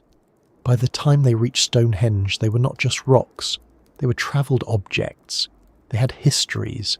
They had been touched, moved, guarded, discussed, perhaps sung over. The journey itself may have made them sacred, and when placed inside the monument, those travelled stones would have joined the local Sarsens in a kind of conversation between landscapes. The Sarsens, heavy and pale, belonged more closely to the region around Stonehenge. The blue stones, darker and distant, carried the west. One could imagine the monument as a meeting of geologies, a union of places made visible. If those stones also had different sound qualities, then the meeting was audible too. Local mass and distant tone, earth and memory, Salisbury Plain and Preseli Hills. Not simply architecture, but geography brought into relationship. This is where the idea of Stonehenge as a final transmission from a fading knowledge tradition begins to gain emotional weight. If the blue stones were moved because they carried special acoustic, ancestral and ceremonial knowledge, then their relocation may have been an act of preservation. Something important from Wales was being brought into a new centre, perhaps because old places were changing, communities were merging, or traditions were under pressure. The monument may have gathered fragments of knowledge that were already ancient to its builders. Lunar cycles, stone tones, sacred roots, geometric layouts, healing practices, ancestral memories. It may have been less like the invention of a new system and more like the assembling of a library before the books were lost. Of course, that is difficult to prove. The stones cannot tell us whether they were moved as instruments, ancestors, medicines, symbols, or all of these at once. They only remain. But their very presence at Stonehenge is evidence of extraordinary choice. The builders selected difficulty. They chose distance. They chose stones that were not the easiest, not the largest, and not the most convenient. That means the reason mattered. When we add the possibility of sound, the choice becomes even more specific. It suggests that the builders may have valued qualities modern archaeology can only recently measure again, qualities that would have been obvious to people who struck, heard, and handled the stones in their original landscape. So perhaps we should imagine the blue stones not as silent passengers in the monument, but as active participants. They may have shaped the sound of ceremonies. They may have marked the presence of whales in the heart of the plain. They may have carried ancestral authority. They may have been struck, touched, circled, or listened to. Their tones, if used, would not have been music in the casual sense. They would have been signals, thresholds, reminders. A bell tone can gather attention. A ringing stone can tell a group that something has begun, or ended, or changed. In a place concerned with cycles of sun and moon, sound may have been the human way of answering the sky. And once we allow Stonehenge to be heard as well as seen, the monument becomes more complete. The moon does not rise in silence if people are waiting for it with drums. The stones do not merely frame light if they also return voices. The holes do not merely count if movement around them is accompanied by rhythm. The landscape does not merely surround the monument if sound marks the difference between outside and inside. What begins as astronomy becomes ceremony. What begins as geology becomes music. What begins as architecture becomes an experience of the whole body. That may be why the old image of Stonehenge as primitive feels so inadequate. A primitive monument does not need imported ringing stones. It does not need acoustic enclosure. It does not need long lunar tracking. It does not need a landscape of connected routes and alignments. But a knowledge system might. A system built for people who learned through watching, walking, listening, repeating and remembering. A system in which stone was not dead matter, but a medium. A way for the earth to hold sound, for the sky to hold time, and for human beings to stand between them long enough to understand something. And if the blue stones were chosen in part because they could sing, then Stonehenge may have been quieter in ruin than it ever was in life. Today we look at it and hear mostly wind, birds, distant traffic, and the soft shuffle of visitors trying to take photographs without including too many other visitors. But thousands of years ago, the circle may have held voices, pulses, notes, and echoes arranged with as much care as the stones themselves. The monument may have worked not by hiding knowledge, but by requiring people to enter, listen, and participate. And that leads us naturally from the stones as instruments to the circle as a chamber. Because if the blue stones had voices, then the next question is what kind of room Stonehenge made for those voices, and whether the circle itself was designed to listen back. If the blue stones could sing, or at least answer when struck, then the monument around them begins to feel less like a silent arrangement and more like a designed listening space. Stonehenge today is open, broken, exposed to wind and weather, with gaps where stones once stood and whole sections missing. It is hard to hear what it may once have been because the room itself has partly vanished. A ruined acoustic space is a little like a piano, with half its keys removed, and then being told to imagine the concert. You can still sense the shape of something, but the original experience has slipped just out of reach. Yet this is exactly where reconstruction becomes useful, because sound is not only heard. It can be modelled, it can be tested against shape, surface, distance, height, and enclosure. And when researchers and computer simulations try to rebuild Stonehenge as a more complete circle, the result is quietly surprising. The stones may not simply have stood there under the sky. They may have held sound in. This does not mean Stonehenge was a sealed chamber. There was no roof, no ceiling, no neat little entrance lobby with a sign asking visitors to keep chanting to a respectful volume. It was still an open-air monument, exposed to clouds, stars, birds, and the occasional deeply unimpressed sheep. But open-air spaces can still have acoustic character. Anyone who has spoken between cliffs, beneath an archway, inside a stone ruin, or in a courtyard knows that walls do not need to fully enclose you to change what sound does. The upright stones and horizontal lintels of Stonehenge would have reflected sound. Their size, spacing, and arrangement would have scattered it in certain ways and contained it in others. To someone standing inside the circle when more stones were in place, a voice may have sounded fuller than it did outside. A drum beat may have had more body. A chant may have seemed to gather strength as it moved around the inner space. The interesting part is not simply that Stonehenge had echoes. Echoes are common. What matters is the possibility that its sound behaved in a controlled way, creating a difference between inside and outside. Some acoustic models have suggested that sound made within a more complete Stonehenge would have remained relatively strong for people inside the stone circle, while becoming less distinct beyond it. In other words, the monument may have formed a kind of acoustic boundary. Those inside could share sound clearly. Those outside might hear it softened, blurred, or reduced. That is not a trivial effect. In ritual terms, it creates separation. It marks the inner space as special, not only by sight, but by hearing. You step in, and the world changes. Your own voice changes. The voices of others change. The body notices before the mind explains. This is important because ancient monuments were not experienced as diagrams. We often study them from above as plans, maps, measurements, alignments, and aerial photographs. That is useful, but no one in the Neolithic experienced Stonehenge as a clean drawing on a page. They experienced it at ground level, with feet on chalk, weather on skin, bodies close together, smoke, darkness, animals, drums, voices, the smell of food, the presence of the dead, and the sky moving slowly overhead. A monument that seems geometrically simple from above can be intensely complex when entered. Lines of sight shift as you walk, stones hide and reveal the horizon, sounds arrive from unexpected directions.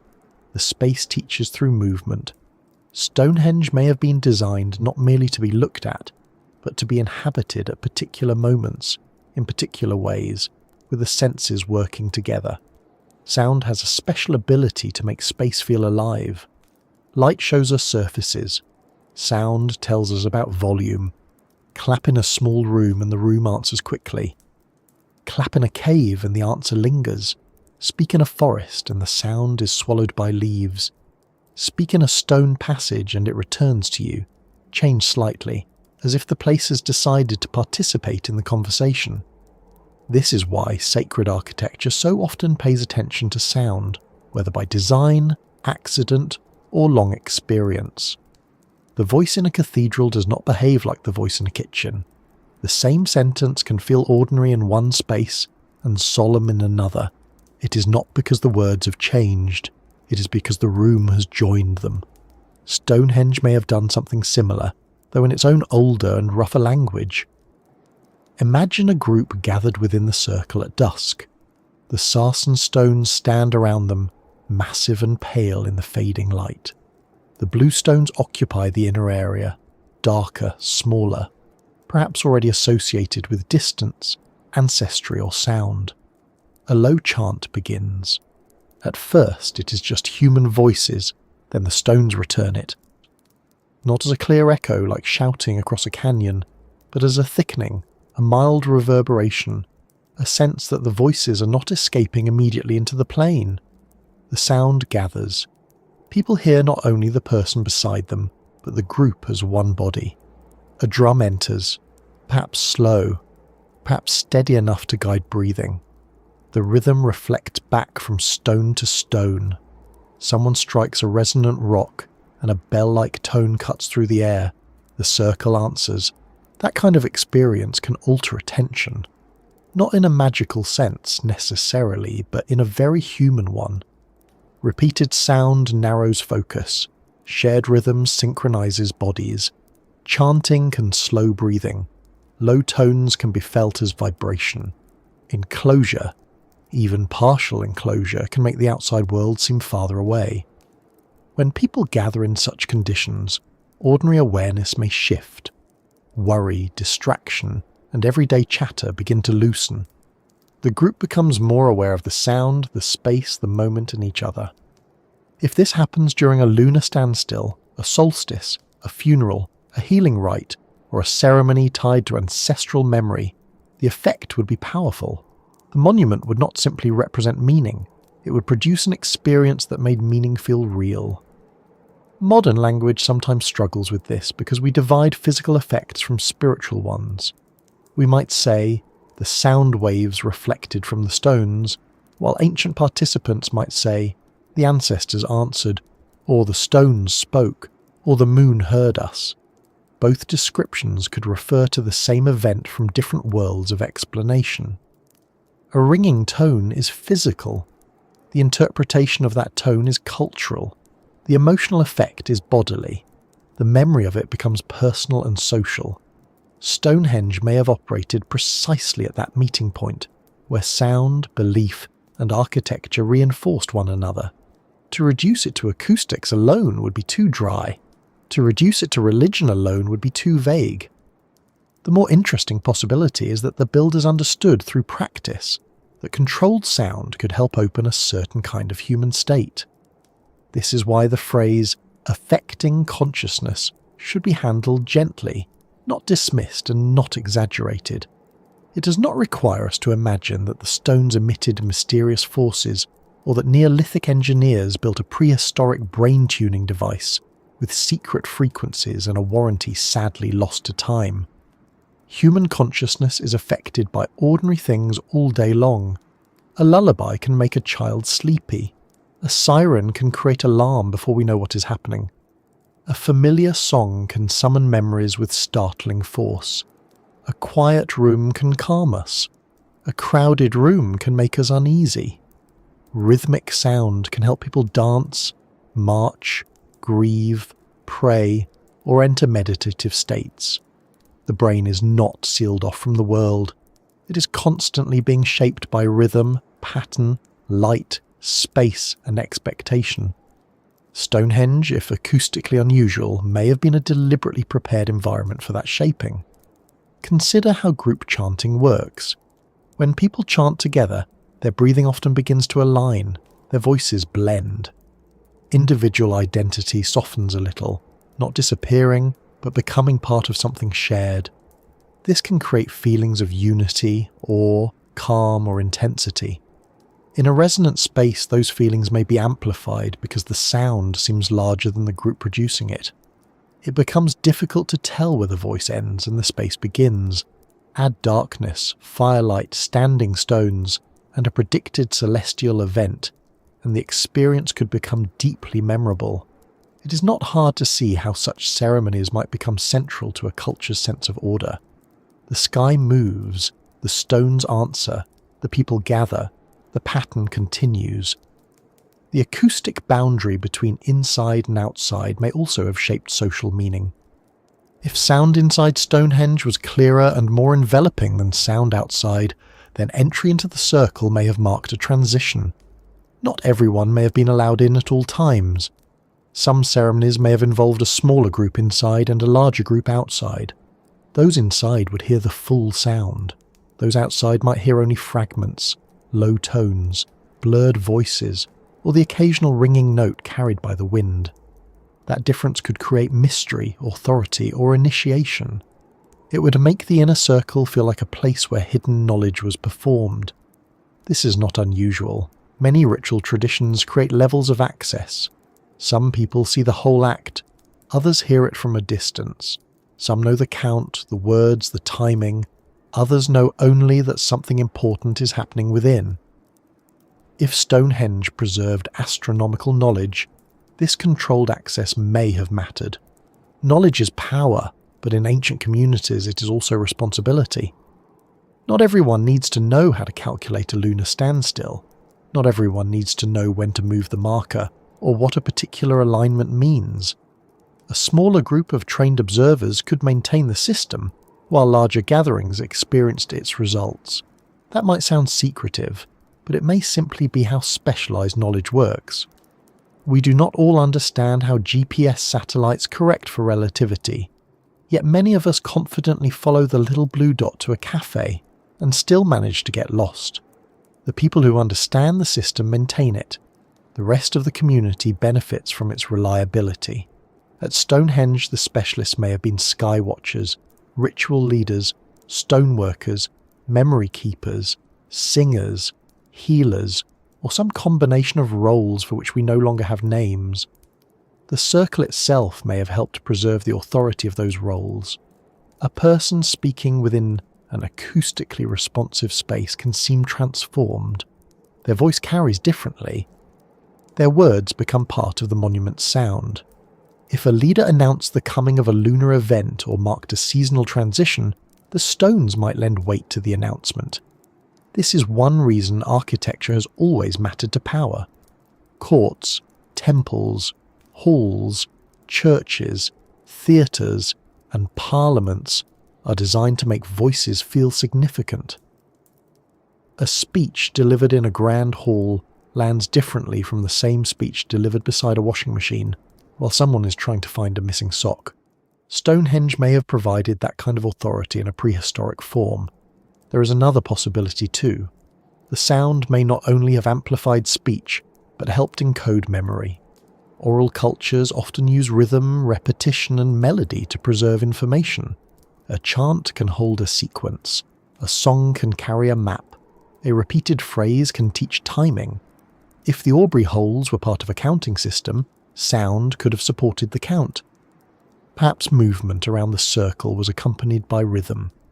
Perhaps certain positions corresponded with tones, gestures, or spoken formulas. Perhaps the act of tracking the moon was not a silent calculation, but a performed pattern. We should not imagine someone standing alone with a clipboard, because the Neolithic had many achievements, but mercifully not clipboards. The knowledge may have lived in communal action, in repeated ceremonies where the correct movement, sound, and sightline reinforced one another. This would make Stonehenge a kind of embodied computer, though that phrase needs care. Not a computer as we mean it today, with circuits and processors, but a device for organising information through fixed positions and repeated operations. A person moves a marker, a group chants a sequence, the moon rises along a known path, the stones frame the event, the sound marks the moment. Information is processed not electronically, but socially and ritually. The monument stores relationships. The people activate them. In that sense, Stonehenge may have listened back because it was built to respond to use. Without people, it is stone. With people, sound, and sky, it becomes a working system. AI reanalysis is helpful here because it encourages us to think in systems rather than isolated features. Acoustic modelling alone does not prove lunar tracking. Lunar tracking alone does not prove sound design. Bluestone resonance alone does not prove consciousness effects. But when these strands overlap, they form a more interesting pattern. The same monument contains fixed counting positions, astronomical alignments, unusual imported stones, and an arrangement capable of affecting sound. Any one of those could be explained separately. Together, they suggest that Stonehenge's builders may have been designing experiences where measurement and sensation work together. They may not have seen a divide between knowledge and ceremony. A correct astronomical prediction was not just data. It was an event to be heard, witnessed, and felt. We should also remember that the monument was changed over time. Its acoustic properties may have changed as stones were added, moved, or removed. That means people could have noticed how different arrangements sounded. If a certain placement made chanting stronger, or a gap allowed sound to escape, or a stone reflected a tone in a pleasing or powerful way, later builders may have responded. Ancient design was not always based on a single blueprint made at the beginning. It could be experimental across generations. Build, gather, listen, adjust. The circle may have become more acoustically meaningful because people learned from using it. This slow refinement would be almost invisible archaeologically unless we look for it. We see the final positions, or the surviving positions, and forget the centuries of testing that may lie behind them. The idea that Stonehenge listened back also changes how we think about silence at the site today. Ruins are often quiet, but their quietness can be misleading. We visit ancient places after the people have gone and mistake absence for original atmosphere. A deserted theatre is silent too, but it was not built for silence. A church at midnight may be empty, but it was shaped for voices. Stonehenge may now seem like a lonely arrangement of stones under a wide sky, but in life it may have been full of sound. Not constant noise, but meaningful sound. Footsteps on chalk, wooden poles creaking, stones being worked, fires crackling, cattle calling from nearby settlements, drums during gatherings, voices speaking names, chants marking cycles, and perhaps the sharp, clear note of a bluestone being struck at the proper time. If the monument's sound affected consciousness, it may have done so by shaping expectation as much as vibration. People arrived knowing the place was special. They had been told stories, they had walked from other sites, they had seen the stones from a distance, they entered through routes that may have framed the monument gradually. By the time sound began inside the circle, the mind was already prepared. This matters because human perception is not passive. We hear with memory. We see with belief.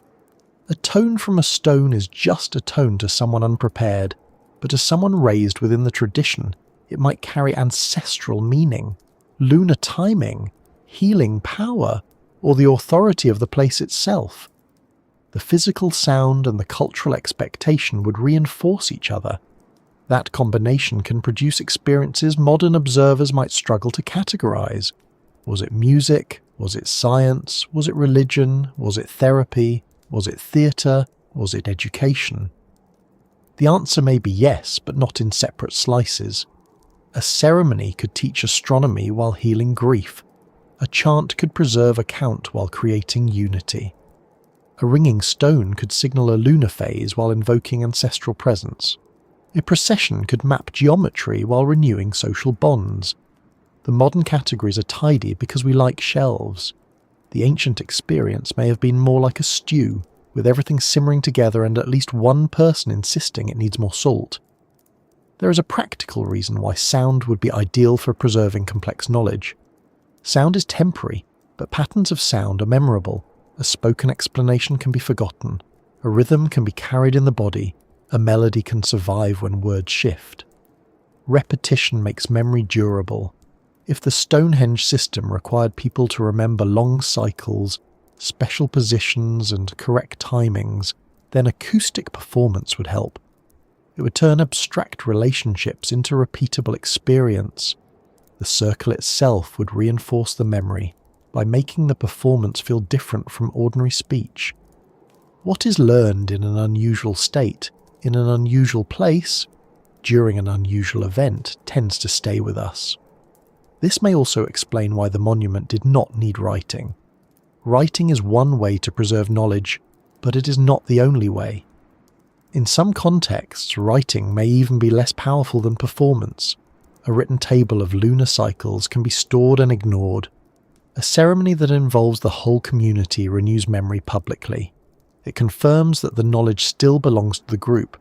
Stonehenge may have functioned as a giant mnemonic environment where stone positions, sounds, pathways and sky events work together to make knowledge unforgettable. The circle did not merely contain sound, it contained attention. When people talk about lost ancient knowledge, the conversation often drifts toward grand claims, hidden machines, vanished super-civilizations, or impossible secrets. But the most plausible lost knowledge may be more subtle and, in some ways, more impressive. It may be the knowledge of how to organize a community around long-term observation, how to make a landscape remember, how to use sound to hold attention, how to teach cycles that exceed a single life, how to combine stone, sky, and human perception into a repeatable system. These are not primitive skills, they are difficult skills. Modern people, with all our devices, often struggle to think beyond the next notification.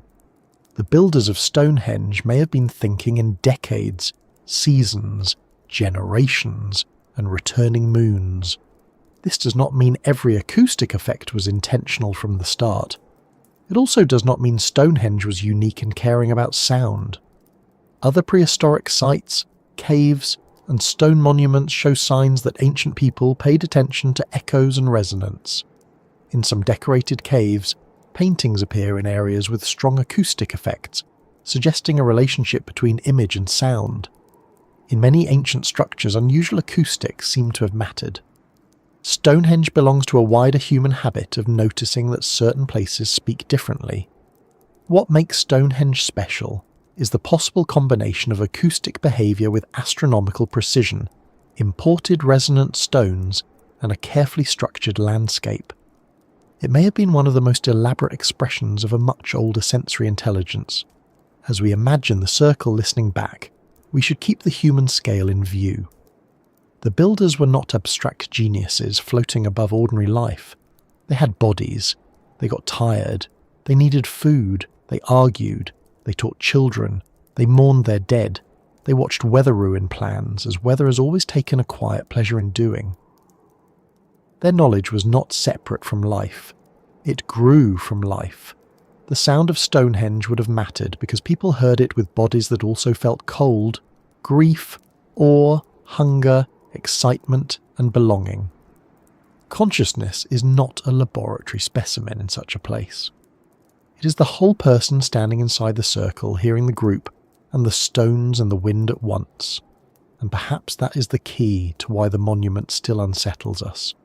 It suggests a kind of intelligence that is not purely technical and not purely symbolic, but integrated. The builders may have understood that knowledge survives best when it is made physical, social and sensory. A number can be forgotten, a story can change, a stone can fall. But when number, story, stone, sound, and sky are bound together, the system becomes harder to erase. Even in ruin, fragments remain. A ring of holes, a line to the solstice, blue stones from Wales, acoustic traces in reconstructed models, geometry across the plane. Each fragment is incomplete on its own, but together they whisper that something more deliberate once existed. So the circle that listened back may not have been a metaphor at all, or at least not only a metaphor. It may have been a real acoustic environment, a place where sound returned with enough strength to change how people felt and what they remembered. The stones may have held voices close, the blue stones may have added tones, the arrangement may have turned ceremony into an immersive event. And if the moon or sun appeared at the expected moment while the circle was full of sound, then the monument's message would not have been delivered as an explanation. It would have been delivered as experience. You would not be told that the world was ordered. You would stand inside the order and hear it surrounding you. From there, the question widens again, because a circle that shapes sound is already complex, but Stonehenge was never only a circle.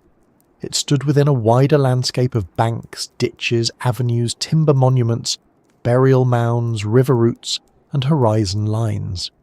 If the stones listened back, then perhaps the plain itself was part of the same design. The next step is to look beyond the circle and ask whether the geometry continued outward, across the sleeping land, connecting places that may have seemed separate only because we arrived too late to see the pattern being used. Once we begin to think of Stonehenge as something that could be watched, heard, and used, the next step is to stop imagining it as a lonely monument standing apart from everything else. That is difficult, because the modern image of Stonehenge has trained us to see it as an object, a ring of stones in a field, a famous landmark surrounded by grass, ropes, visitors, cameras, and the quiet struggle of everyone trying to take a photograph that does not include someone else's elbow. But the people who built and used Stonehenge did not encounter it as an isolated sculpture. They lived in a landscape. They moved through a landscape. They understood slopes, ridges, rivers, paths, burial mounds, earthworks, sources of stone, lines of sight, and the slow, changing positions of the sun and moon along the horizon. The monument was not simply placed on the plain, it belonged to the plain. This matters because geometry does not always announce itself as geometry.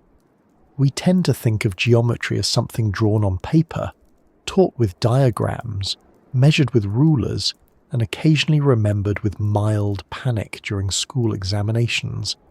A triangle is a triangle because someone has labelled it. A circle is a circle because it appears in a textbook beside a formula.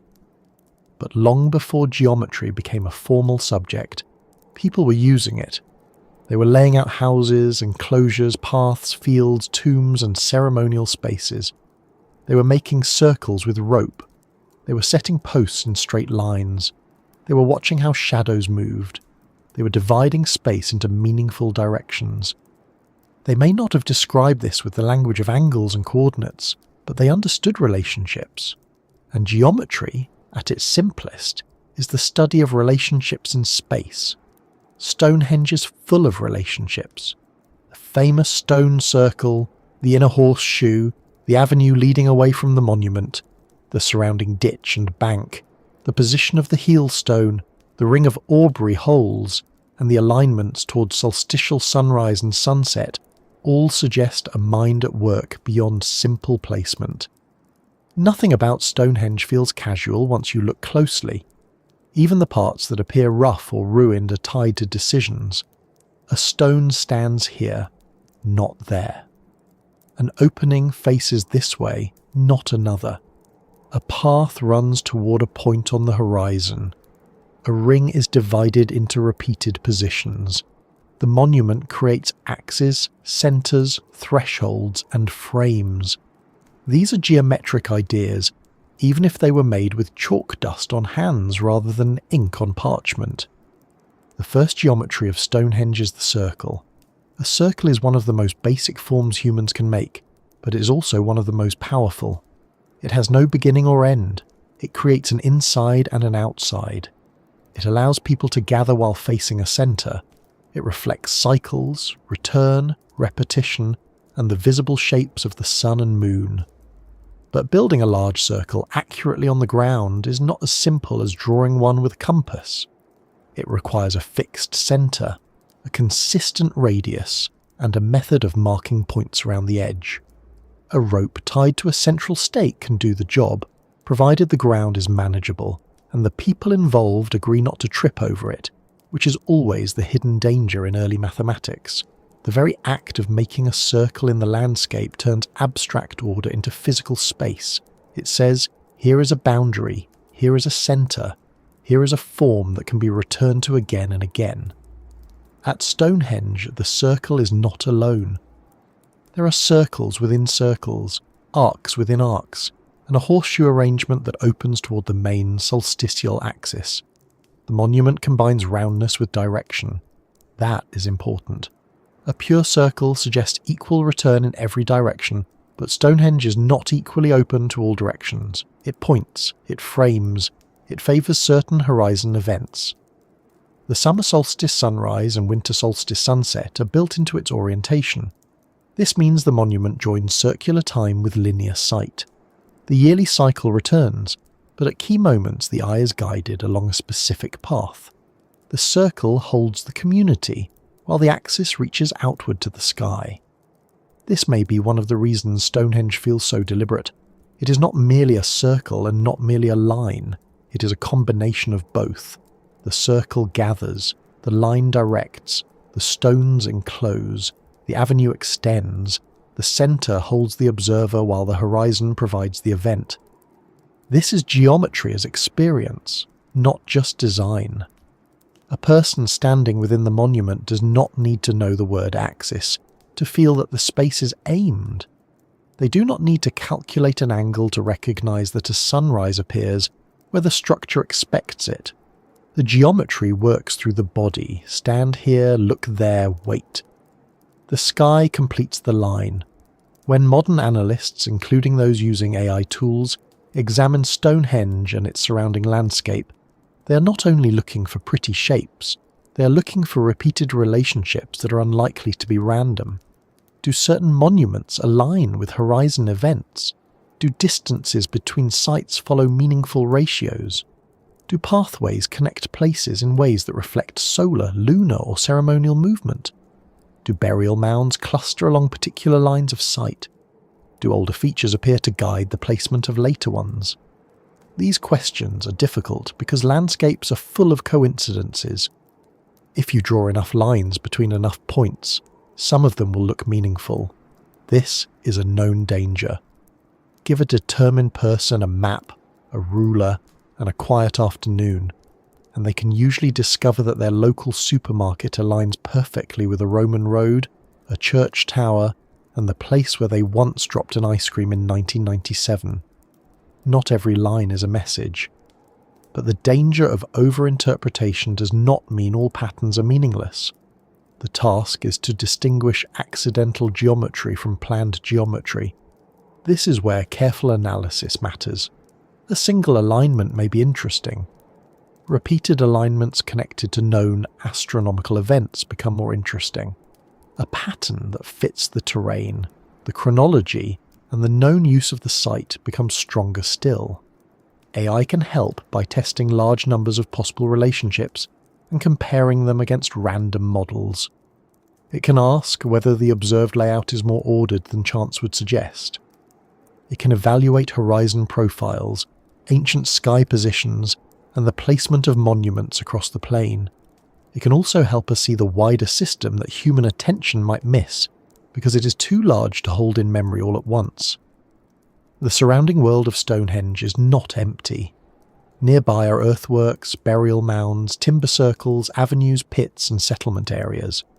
Some predate the famous stone phase, some came later, some were used at the same time. Together, they form what archaeologists often call a ritual landscape, though that phrase can sound a bit tidy for something that likely included feasting, labour, mourning, travel, politics, storytelling, seasonal return, and probably a fair amount of mud. A ritual landscape is not simply a place where ceremonies happen. It is a landscape shaped by repeated meaning. Paths become important because people walk them for particular reasons. Mounds become important because the dead are placed there. Horizons become important because the sun or moon appears there at expected times. Over generations, the land becomes layered with memory. Geometry can tie such a landscape together. If a burial mound sits on a ridge where it can be seen from a processional route, that is not only a burial, it is a marker.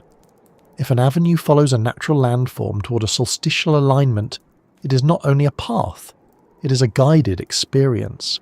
If multiple sites share orientations, they may belong to a shared system of skywatching or ceremonial timing. If distances between monuments were planned, then movement itself may have had measured significance.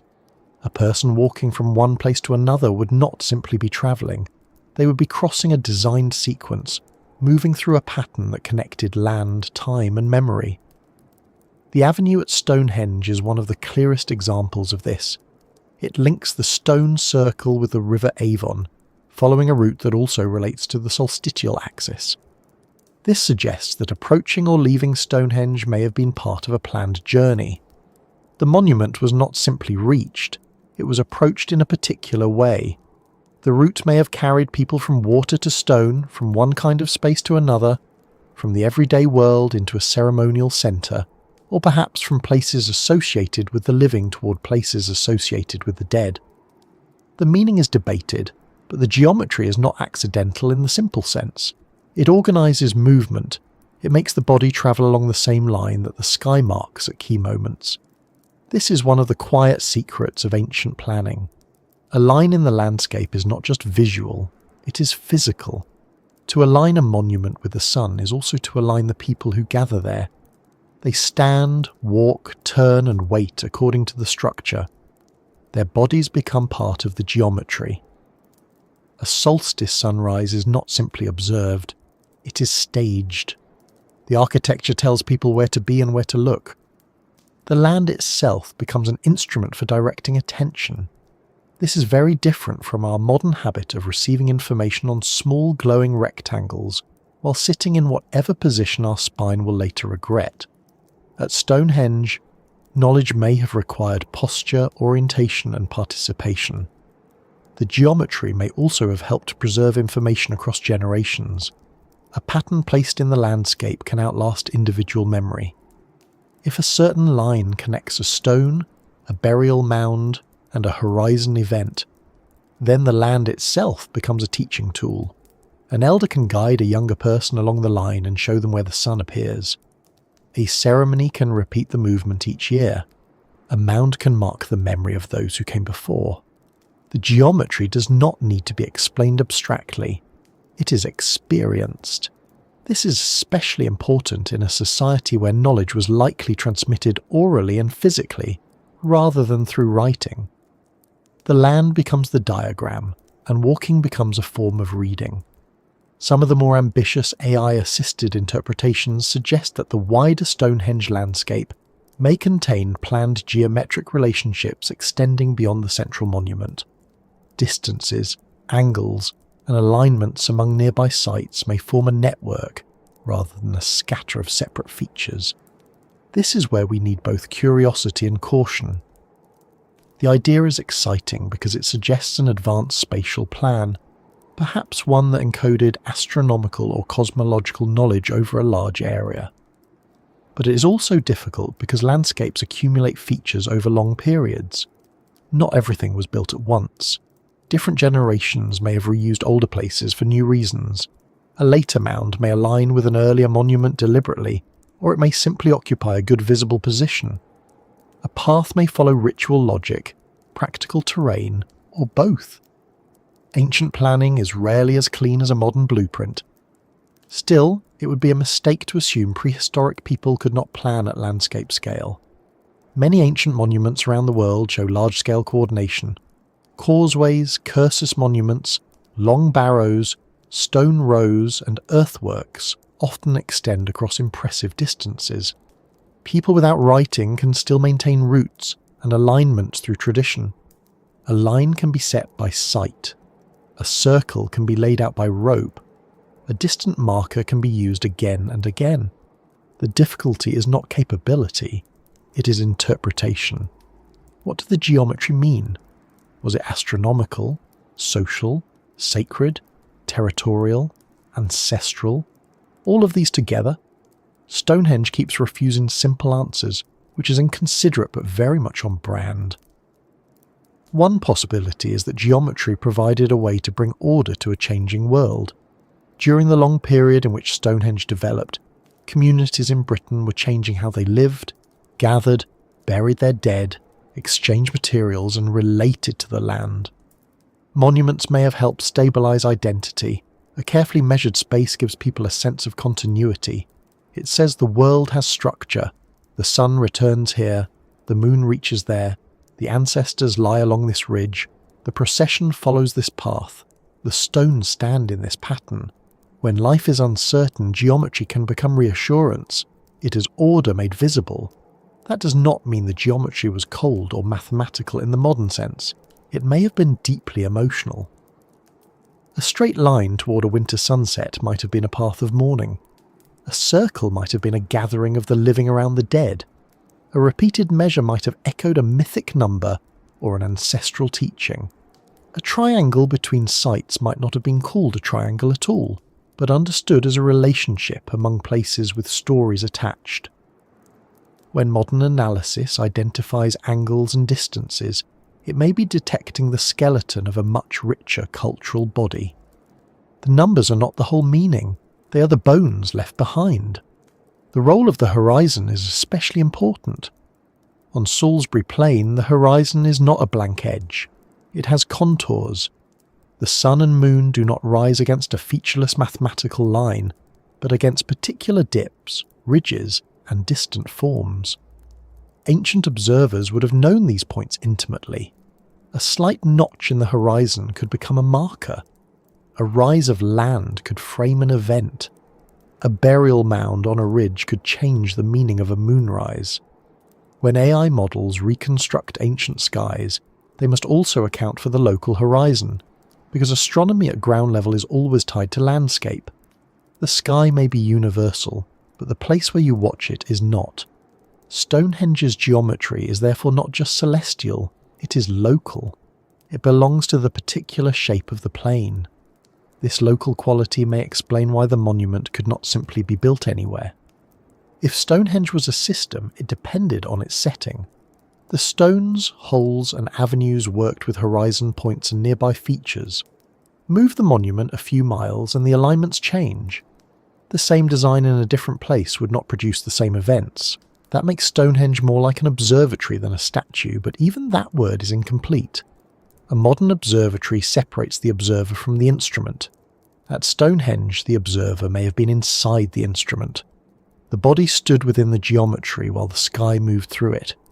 The idea of ratios may also be relevant, though this is another area where caution is needed.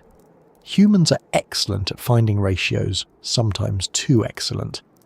We enjoy discovering that one distance is twice another, or that a triangle resembles a familiar proportion, or that a circle can be divided into meaningful numbers. Some of these discoveries may be real, others may be modern pattern hunger wearing a smart jacket.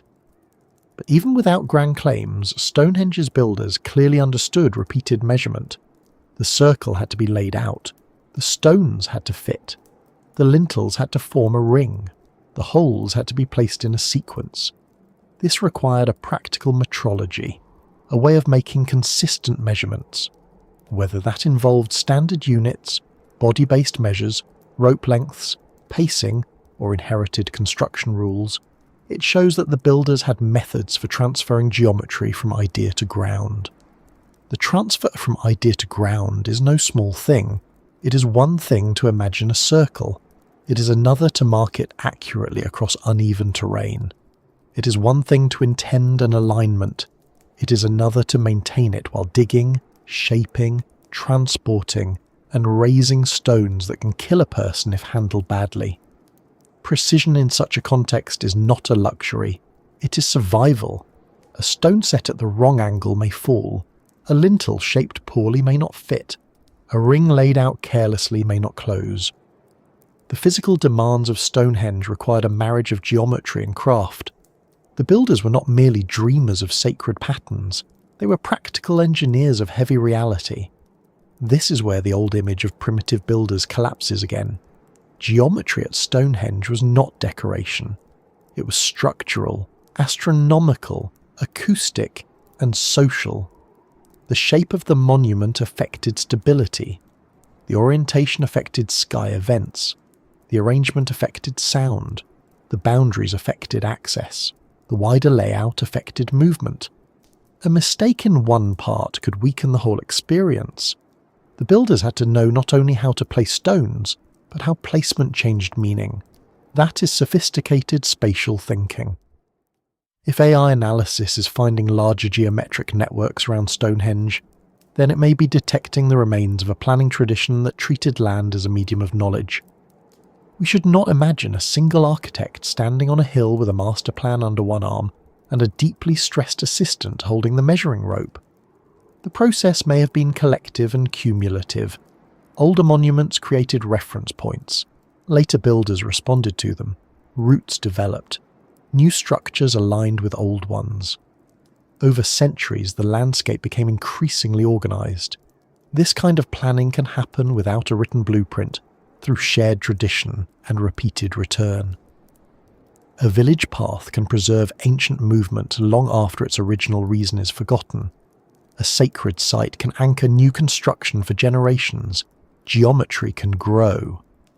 That growing geometry may have been one way to keep knowledge alive as cultural conditions changed.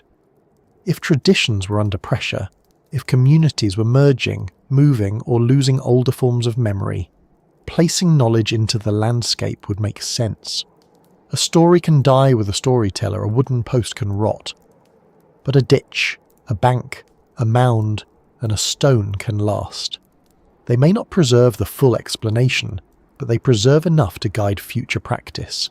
Stand here, walk there, watch that horizon, gather at this season, count around this ring.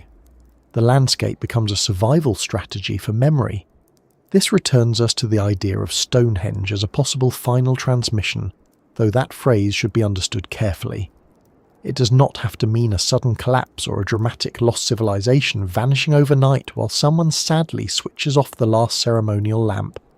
It could mean a slower process, knowledge changing form, traditions being condensed, regional practices being brought together, observations accumulated over long periods being built into a monument because oral memory alone was no longer enough. The geometry of Stonehenge and its plane may represent an attempt to make knowledge resistant to forgetting. There is a strange sadness in that possibility, but also a kind of admiration. We usually think of monuments as statements of power or belief. Stonehenge may also have been a statement of concern, a way of saying, this matters, so we will make it difficult to erase.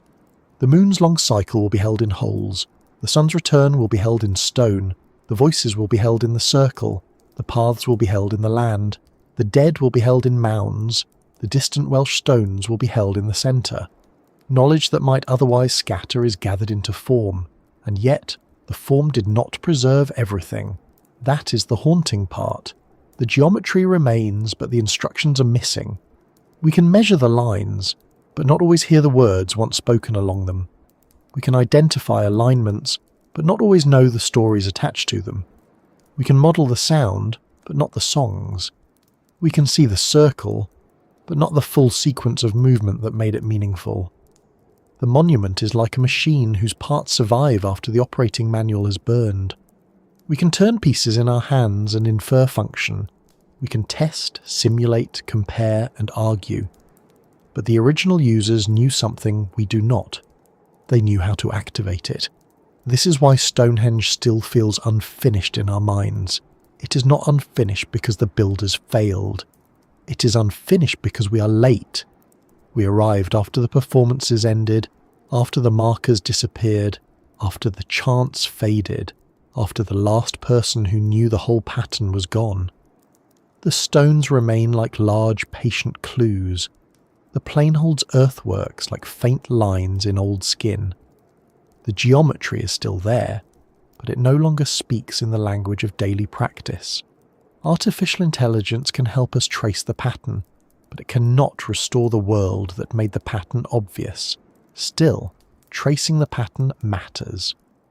Every line, circle, axis and repeated measure gives us a better sense of the intelligence behind the monument. It reminds us that ancient people did not merely occupy land, they organized it. They did not merely watch the sky, they built relationships with it. They did not merely gather at sacred places, they made sacred places through repeated geometry, movement, and memory. Stonehenge was not a primitive circle waiting to be explained by modern cleverness. It was already clever. We are the ones catching up slowly with torches, laptops, excavation reports, and the occasional overconfident headline. As the view widens across Salisbury Plain, the central stones begin to seem less like the whole story and more like the densest point in a much larger design. Around them, the land carries other marks. Some are visible, some are buried, some are known only through surveys, aerial images, magnetometry, and careful excavation. Paths connect to rivers, mounds cluster on ridges. Timber circles echo stone circles. Long earthworks stretch across the plain in ways that still puzzle researchers. If geometry was written across this sleeping landscape, then the next question is whether those marks were separate sentences or part of one larger text. The stones may have been the centre, but the plan, if there was a plan, did not stop at the edge of the circle. If the geometry around Stonehenge did not stop at the edge of the stone circle, then the landscape itself begins to take on a very different character.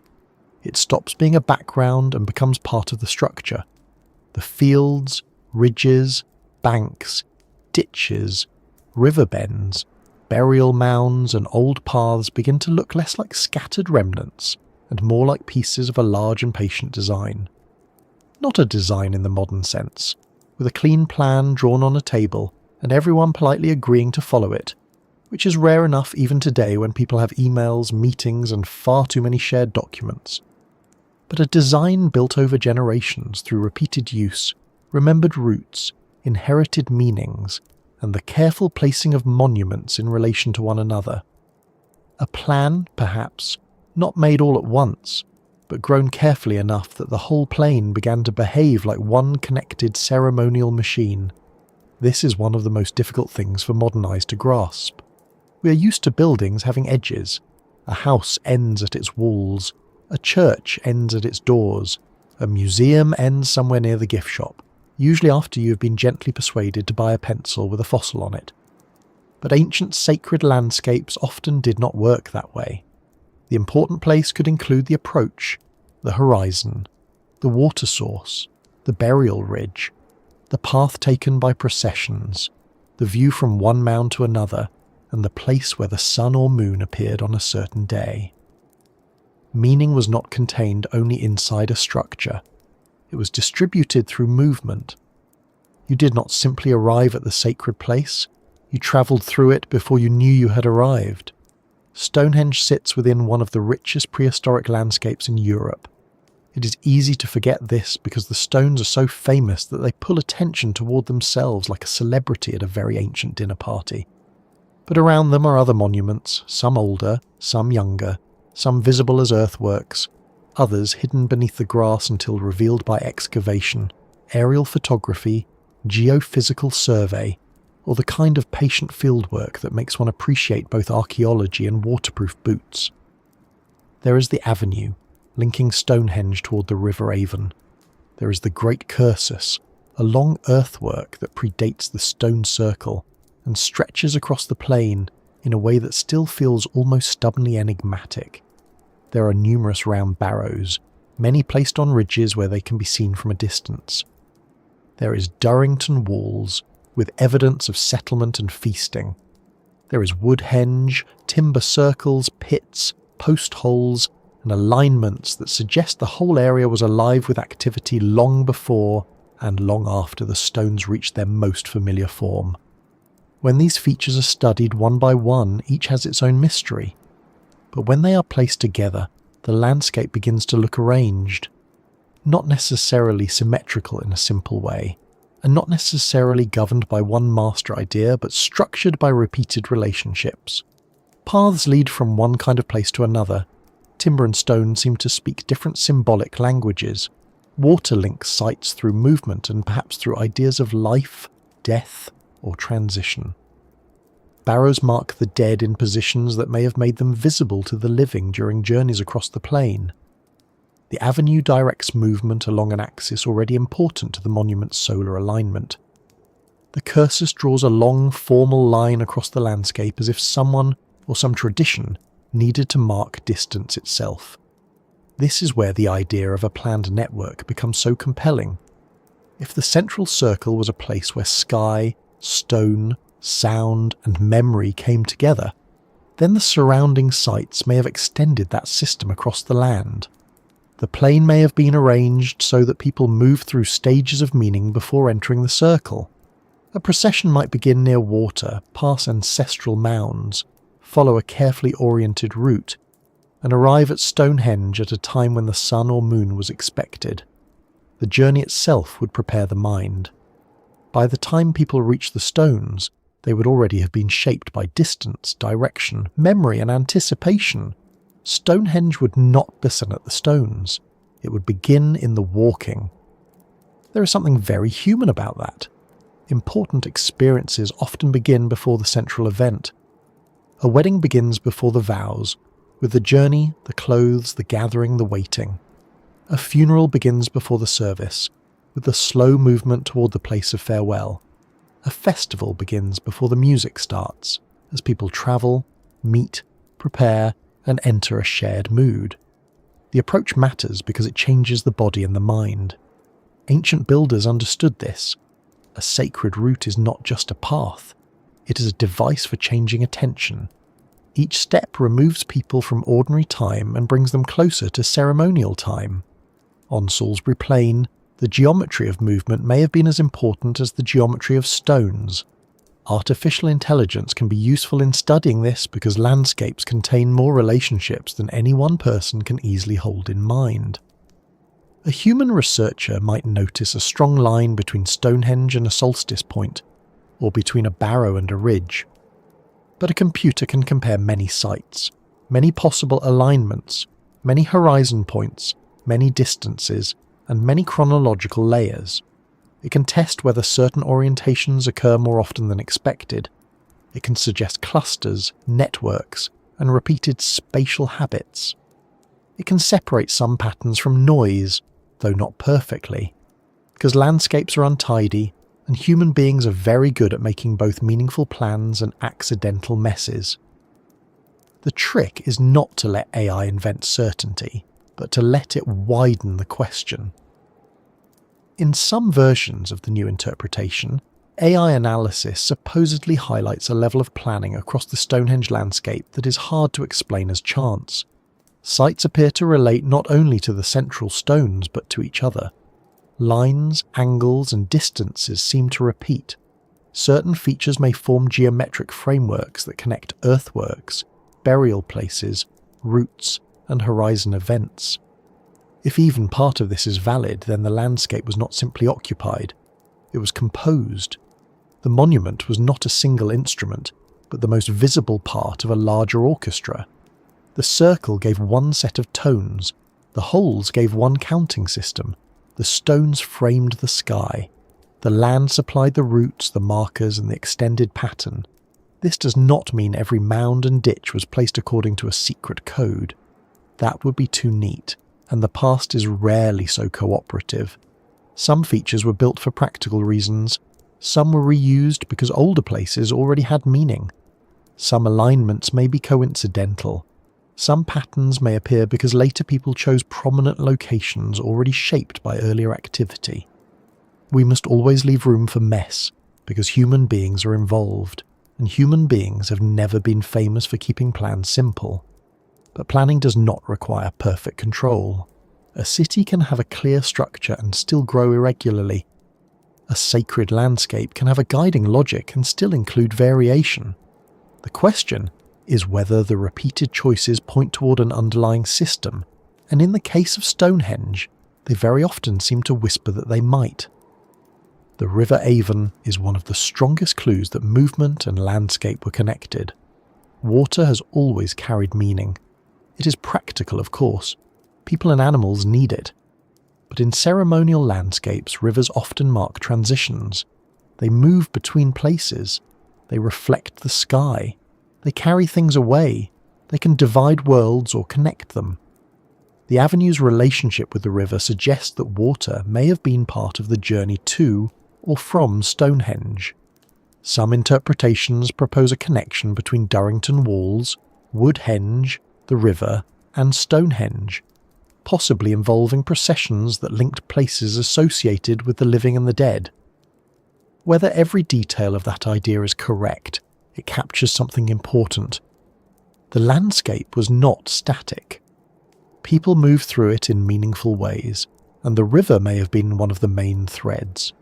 Durrington Walls, not far from Stonehenge, adds a very different kind of evidence. There, archaeologists have found signs of large gatherings, houses, and feasting. Animal bones suggest people came together in significant numbers, perhaps seasonally. This matters because monumental construction and ceremonial activity require social energy. Stonehenge was not built by a handful of mysterious figures quietly stacking stones on weekends. It required communities, it required food, it required gathering. Durrington Walls may represent part of that living world. Cooking, eating, planning, celebrating, arguing, forming alliances, telling stories, and perhaps preparing for journeys toward the stones.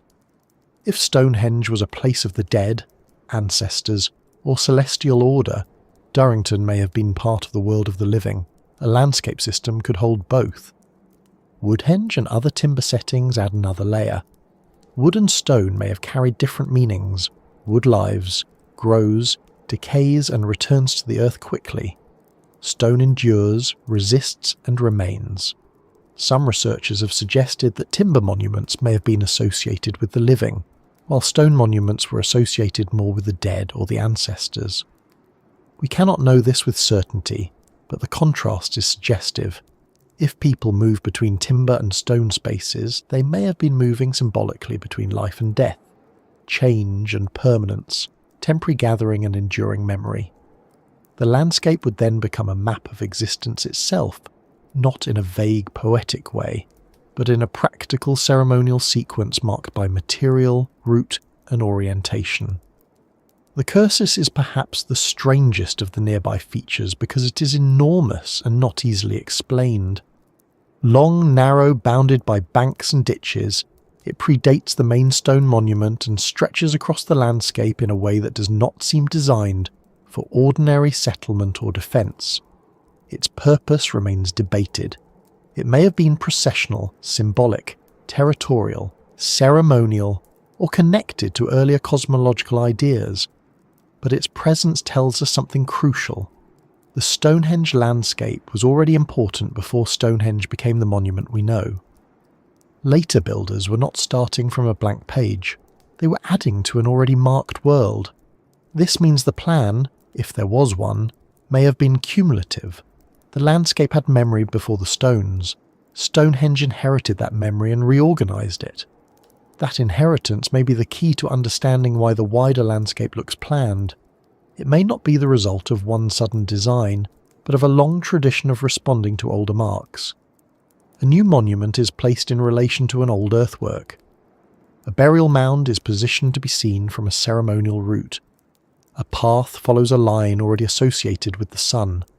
A stone circle is built where earlier features created a centre of meaning. Over time, the landscape becomes increasingly connected. Each generation does not need the full original plan. They only need to respect the relationships they inherit and add to them in ways that make sense. The result, after centuries, can look like a network, because it is one, even if no single person ever saw it complete. This is how many human landscapes develop. A medieval town grows around an older road, which followed an even older track, which followed a ridge that animals used before people named it. A church stands where a sacred spring once mattered. A market square forms at a crossing that was already ancient. The visible plan is the result of layers. Stonehenge's landscape may be similar, but older, quieter, and harder to read. AI may be detecting not a single blueprint, but a long continuity of spatial memory. The geometric network idea also raises the possibility that Stonehenge functioned as a kind of central node. Not a capital city exactly, and certainly not a visitor attraction with a cafe, though one does wonder what Neolithic souvenir mugs might have looked like. But a node in a ritual and knowledge system. People may have come from different regions, bringing materials, animals, stories, and obligations. The monument's connections to Wales through the bluestones already suggest long-distance relationships. Its surrounding landscape suggests repeated gatherings and movement. The central circle may have served as the place where different strands of knowledge were brought together and made visible. Astronomy, ancestry, sound, geometry, and regional identity converged there. If the landscape was planned, then the planning may have encoded not only spatial information but time. This is difficult to appreciate because maps freeze space. They make everything look simultaneous. But ceremonial landscapes are often temporal. A path is experienced in sequence. A site may matter only at sunrise, moonrise, midwinter, or during a certain stage of a procession. A mound may become a marker only when viewed from a certain direction. The same place may mean different things in different seasons. Stonehenge's wider network may have been a map that only fully worked when walked at the right time. Its geometry was not just where things were, but when they became active. This would fit with the monument's astronomical concerns. If the Aubrey holes tracked long lunar cycles and the stones framed solar events, then the surrounding landscape could have provided the larger calendar of movement. Certain routes may have been used at certain seasons. Certain gatherings may have happened when animals were slaughtered, crops stored, days shortened, or the moon reached special positions. The land itself would organise social time. It would tell people not only where to go, but when to gather, when to remember, when to feast, when to mourn, and when to watch. A planned landscape can also preserve hierarchy. Some places are central, others are peripheral. Some routes are open, others may be restricted. Some views are revealed only from specific positions. This can structure who knows what. A novice might experience the broad route. An initiated observer might know the hidden alignment. A visiting group might see the stones but not understand the counting system. Specialists might move markers, time ceremonies, or interpret horizon events. The landscape becomes a teaching system with levels. In modern terms, it is not so different from how a university campus contains lecture halls, archives, laboratories, ceremonial halls, and paths between them. Except this campus was made of chalk, timber, stone, and sky, and the tuition was probably paid in labour, animals, and a willingness to walk a very long way in questionable weather. The idea of Stonehenge as a final transmission becomes stronger when we see the landscape this way. A single monument can preserve a symbol. A landscape can preserve a whole world view. If knowledge was being gathered, condensed, or protected, the builders would not only need stones, they would need roots, reference points, memory places, and repeated ceremonies. They would need a network robust enough to survive the loss of individual teachers. If one person forgot a story, the mound still stood. If a chant changed, the path still led to the river. If a marker was lost, the whole remained. If a generation faltered, the sun still rose along the axis. The system distributed memory across many features so that no single failure destroyed it all. And yet systems can still fail. Over centuries, meanings shift. People move away. Beliefs change. Climate changes. Trade routes alter. New social structures emerge. The old ceremonies become less frequent. A marker is not replaced. A path grows faint. A stone falls and no one knows how or why to raise it again. The landscape remains, but the living connection weakens. This may be what we are seeing at Stonehenge. Not a monument that was always mysterious, but a monument whose explanation gradually disappeared from use. The plan stayed behind after the planner's tradition was gone. That would explain the strange feeling of Stonehenge today. It looks intentional enough that we know it meant something, but incomplete enough that the meaning keeps escaping. It is like walking into a room after a conversation has ended and sensing that something important was said just before you arrived. The chairs are still arranged, the air still feels occupied, but the words are gone. The wider landscape deepens that feeling. The more connections we find, the more we sense that the stones were part of a large conversation among places. But the language of that conversation is mostly lost. AI may help recover some grammar. It can trace repeated forms, alignments, distances, and clusters. It can model viewsheds and horizon events. It can compare possible networks and identify features that deserve closer study. But grammar is not meaning. A sentence can be perfectly structured and still be unreadable if we do not know the words. The machine may show us that the landscape looked like a plan. It may even suggest how parts of the plan functioned. But the human meaning, the stories, names, fears, hopes, and memories that made the plan worth building remain harder to reach. That is not a failure. It is part of what makes the investigation honest. We are dealing with people separated from us by thousands of years, different languages, different bodies of knowledge, different relationships to land and sky. We should not expect them to explain themselves in terms convenient for us. The best we can do is approach carefully, using every tool available while remembering that tools are not the same as understanding. Excavation gives us material traces, astronomy gives us cycles, acoustics gives us sound behavior, geology gives us origins, AI gives us pattern detection. Imagination helps us put people back into the pattern, as long as imagination remembers to wipe its feet before entering. The landscape that looked like a plan may therefore be one of the strongest arguments against the word primitive.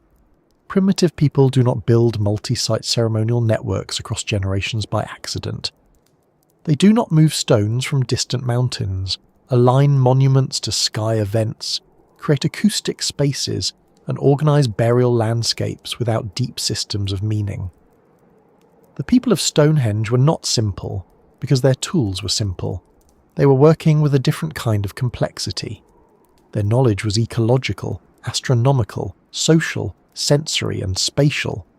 It lived in relationships rather than documents. And because relationships are harder to preserve than objects, we now stand among the objects trying to rebuild the relationships. As we look out from the central stones across the plain, the monument becomes less like a finished answer and more like a surviving index. The ring points to holes, the holes point to cycles, the blue stones point to whales, the avenue points to water, the barrows point to ancestors, the cursus points to older forms of order, the horizon points to sun and moon. Each feature sends attention outward, and every outward line eventually bends back toward the same question. What kind of culture needed all of this? What kind of knowledge was worth embedding across miles of land?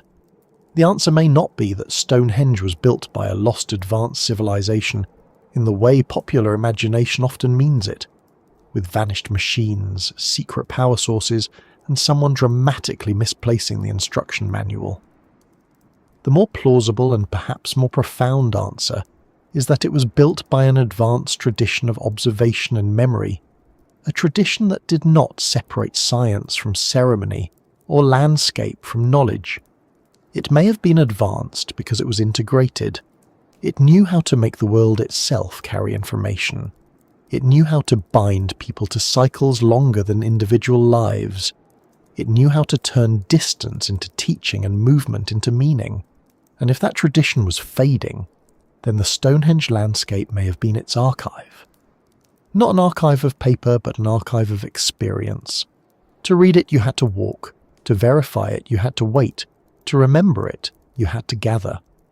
The plan was not hidden. It was simply too large, too slow, and too embodied for later ages to understand once the practice had stopped. We inherited the shape without the use.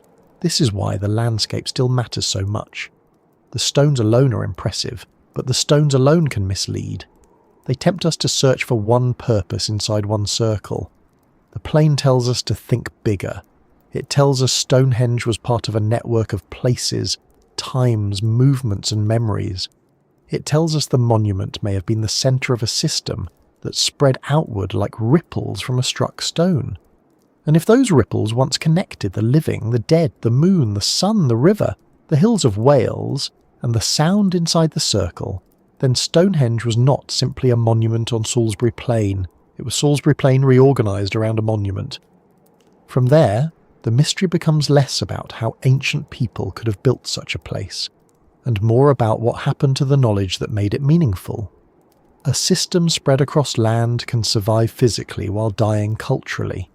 Its pieces can remain after the instructions fade. The larger the system, the more haunting the loss, because every surviving feature seems to insist that something once connected it to something else. The next question is not only what the plan was, but why anyone would build such a plan unless they feared, or already knew, that the knowledge behind it needed to be protected from forgetting. If the landscape around Stonehenge really was arranged as a connected system, then the most difficult question is not how people made the plan, but why they needed to make it so durable. A ceremony can be remembered in song. A seasonal gathering can be repeated by habit. A teaching can pass from elder to child around a fire, with corrections, gestures, and the occasional patient sigh when the child is more interested in poking the ashes with a stick. But Stonehenge was not only spoken, sung, or remembered in bodies. It was cut into chalk, raised in stone, stretched across pathways, and fixed to the movements of the sky. That kind of effort suggests more than celebration. It suggests preservation. It suggests that certain knowledge was considered too important, too old, or perhaps too fragile to be left only in human memory. This is where the idea of a vanishing science begins to take shape. Not science in the modern laboratory sense, with white coats, peer review, and someone carefully labelling a sample before immediately losing the pen. Ancient science did not always look like ours. It might not have been separated from myth, ceremony, healing, music, or social authority. But if science means careful observation of the natural world, repeated over time, tested against expected results, and preserved because it helps people understand and organise reality, then Stonehenge may belong to a very old scientific tradition indeed. The moon was observed, the sun was marked, sound was noticed, stone was selected, geometry was laid into the ground. Human experience was shaped by place. These are not random acts, they are forms of knowledge. The problem is that knowledge can disappear without leaving ruins that look like libraries. When we think of lost knowledge, we often imagine burned scrolls, buried tablets, or vanished books. That is because writing makes loss visible. A library can be destroyed, and we understand immediately that something has been lost. But in a culture where knowledge lives in practice, the loss is quieter. The last person who knows the correct chant dies. The last elder who remembers where the moon rises at its farthest point is not replaced. The children learn part of the ceremony, but not the reason behind it. A marker is moved incorrectly. A stone falls and no one knows whether to raise it again. The practice continues for a while, then becomes habit, then becomes legend, then becomes a place people avoid, visit, or misunderstand. No flames are needed. Forgetting can be very gentle. Stonehenge may preserve the remains of knowledge that was already changing when the monument reached its final great form. That does not mean its builders were helpless survivors of some dramatic catastrophe, standing on Salisbury Plain while the wisdom of ages slipped through their fingers like sand from a very solemn hourglass. It may have been slower than that, more human, more ordinary. Cultures change, people move, new beliefs absorb older ones, trade routes shift, climate pressures alter gathering patterns, social power reorganizes itself. A tradition that once lived across many communities may become concentrated in fewer hands. Knowledge that was once common among trained observers may become specialized, then ceremonial, then symbolic. Stonehenge could represent one of the moments when observation was being turned into monument because living memory alone was no longer enough. There is a strange pattern in human history. We are capable of great sophistication, but we are also very good at losing it. Skills that took centuries to refine can vanish in a few generations if the conditions that supported them disappear. A boat-building tradition can fade when people stop crossing certain waters. A language can weaken when children no longer need it. A farming calendar can be forgotten when a community leaves the land it was built for. A song can survive after its meaning is gone, carried by melody even when the old words are no longer understood. Knowledge is not a pile of facts sitting safely somewhere. It is a living arrangement between people, places, tools, habits, and reasons. Remove enough of those supports, and the knowledge begins to thin. Stonehenge may have been built to resist that thinning. If the 56 Aubrey holes helped track the moon's long cycle, they turned memory into countable space. If the stones framed solar and lunar events, they turned horizon knowledge into architecture. If the blue stones carried sound or ancestral meaning from Wales, they turned distant place into portable presence. If the circle-shaped voices, it turned ceremony into an acoustic teaching environment. If the wider landscape formed geometric relationships, it turned movement across land into a way of reading order. Each part may have helped preserve something that could otherwise vanish. Not as a written explanation, but as a set of instructions embedded in action. Stand here, watch there, walk this path, count these positions, strike this stone, gather when the light returns. Remember where the moon reached, bring the old stones into the new centre, tell the story again. That kind of system can survive without writing because it does not depend on a single medium, it uses many. The body remembers movement, the ear remembers rhythm, the eye remembers alignments, the community remembers gatherings, the land remembers paths, the stones remember positions. But it can still fail if the living practice breaks. The monument can remain after the system becomes unreadable. That may be the central sadness of Stonehenge. It did not disappear. It did something more haunting. It survived without its explanation. The idea of an advanced forgotten culture often attracts extreme versions. People imagine a lost civilization with technology equal to or greater than ours, hidden machines, vanished energy systems, and ancient engineers who somehow knew everything except how to leave clear instructions. It is understandable. The past has gaps, and imagination likes to move into gaps with furniture. But the more interesting possibility does not require impossible machines or visitors from the stars. It requires humans who are more observant, more patient, and more integrated in their knowledge than we have usually allowed. It requires a culture that understood cycles across decades, sound in stone spaces, material qualities of rocks, and geometry across landscape. That is already extraordinary. We do not need to add glowing crystals or a control panel under the heelstone, though one suspects the gift shop would be delighted if we did. What may have been vanishing was not technology like ours, but a way of knowing. A method of joining astronomy, memory, ritual and landscape into one functioning whole. Modern knowledge tends to divide itself. We have specialists for everything. One person studies lunar mechanics, another studies acoustics, another studies archaeology, another studies psychology, another studies geology. This division is powerful. It lets us go very deep. But it can also make ancient integrated systems harder to understand. If Stonehenge worked by combining all of these things, then no single modern discipline can fully explain it alone. The astronomer sees the sky, the acoustician hears the circle, the geologist follows the stones, the archaeologist studies the pits and burials, the AI model detects patterns. But the original tradition may have held these together as one practice. That is why Stonehenge can look confusing to us.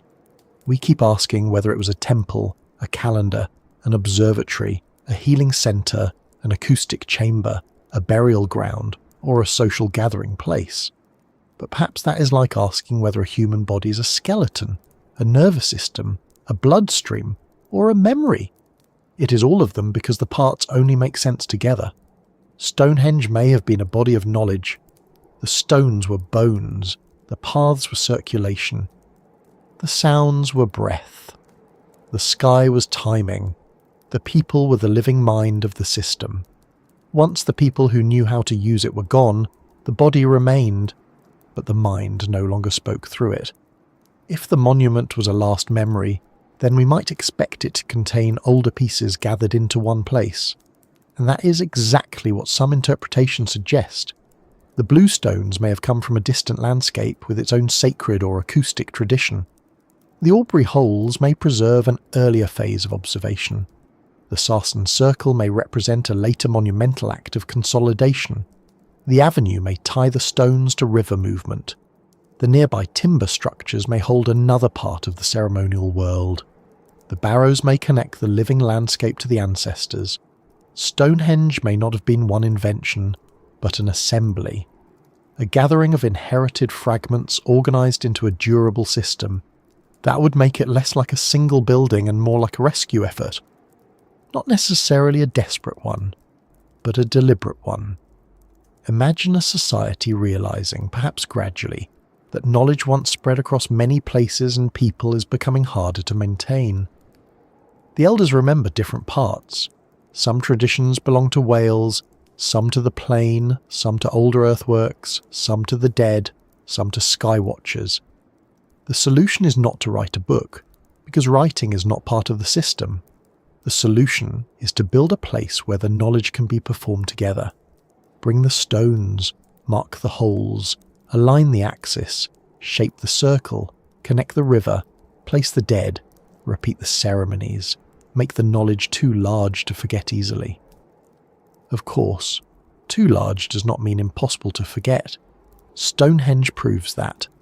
The monument endured, but the operating tradition did not. This is one of the quiet lessons ancient sites often teach. Durability preserves form better than meaning. Stone can outlast speech, but it cannot explain itself unless the relationship between stone and speech is maintained.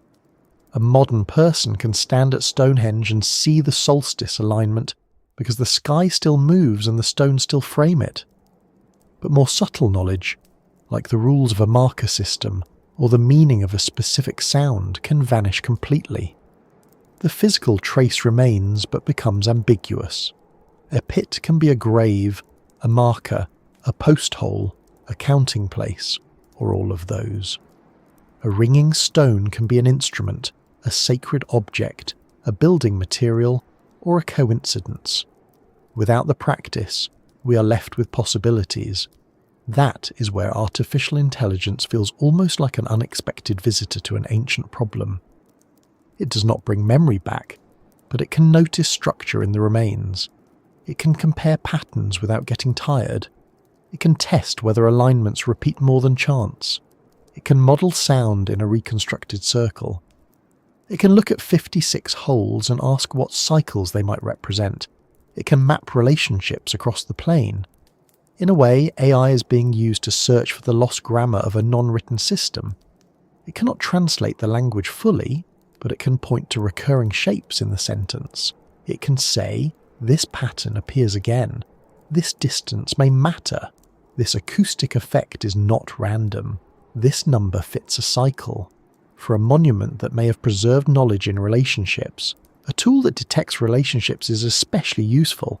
There is an irony here, and a rather lovely one. Modern artificial intelligence, a technology built from data, computation, and electricity, is being used to investigate a monument that may have stored knowledge in stone, sound, and sky. One system of pattern recognition meets another. The modern one is fast, invisible, and dependent on machines. The ancient one was slow, physical, and dependent on memory. One searches millions of possibilities in seconds. The other may have required generations of watching. Both are, in their own ways, attempts to make patterns survive beyond the limits of individual attention. But AI can also tempt us into overconfidence. A pattern found by a machine may feel more objective than a pattern found by a person, but machines can still amplify our assumptions. If we ask the wrong question, the answer may be precise and still misleading. If we feed in incomplete data, the model may produce elegant uncertainty wearing the hat of certainty. Stonehenge is especially vulnerable to this because so much is missing.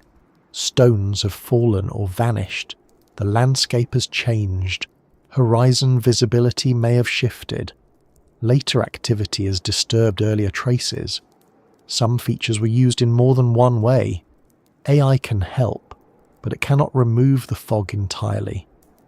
The past remains stubbornly human, which is to say complicated, layered, and occasionally unwilling to cooperate with a spreadsheet. So the phrase hard to explain should not mean impossible or supernatural. It should mean that simple explanations no longer satisfy. A primitive religious monument is too small. A simple calendar is too small. A burial ground is too small. A sound chamber alone is too small. Stonehenge seems to gather functions the way the plane gathers mist, slowly and from several directions at once. It may have been a place where a vanishing science was not separated from sacred life because the two were still one. The people who used it may not have thought, here is our astronomical data, and over there is our spiritual symbolism. They may have thought in terms of order, return, balance, ancestry, timing, health, and the correct relationship between humans and the wider world. That relationship may have been the science. Not science as detached measurement, but science as maintained harmony with observable cycles. The moon returns to its extremes. The sun rises and sets along its yearly path. Sound behaves differently in enclosed stone. Certain rocks ring, certain roots prepare the mind, certain numbers track cycles, certain places hold the dead. This knowledge does not need to be less rigorous, because it is embedded in ceremony. In fact, ceremony may have been the way rigor was maintained. If a lunar observation is tied to a major gathering, people check it. If a marker movement is public, mistakes are noticed. If a chant encodes a count, repetition preserves it. Ritual can be a memory technology. That may be one of the greatest misunderstandings of ancient ritual. We often treat ritual as the opposite of practical knowledge, as if ceremony is what people do before science arrives to tidy everything up.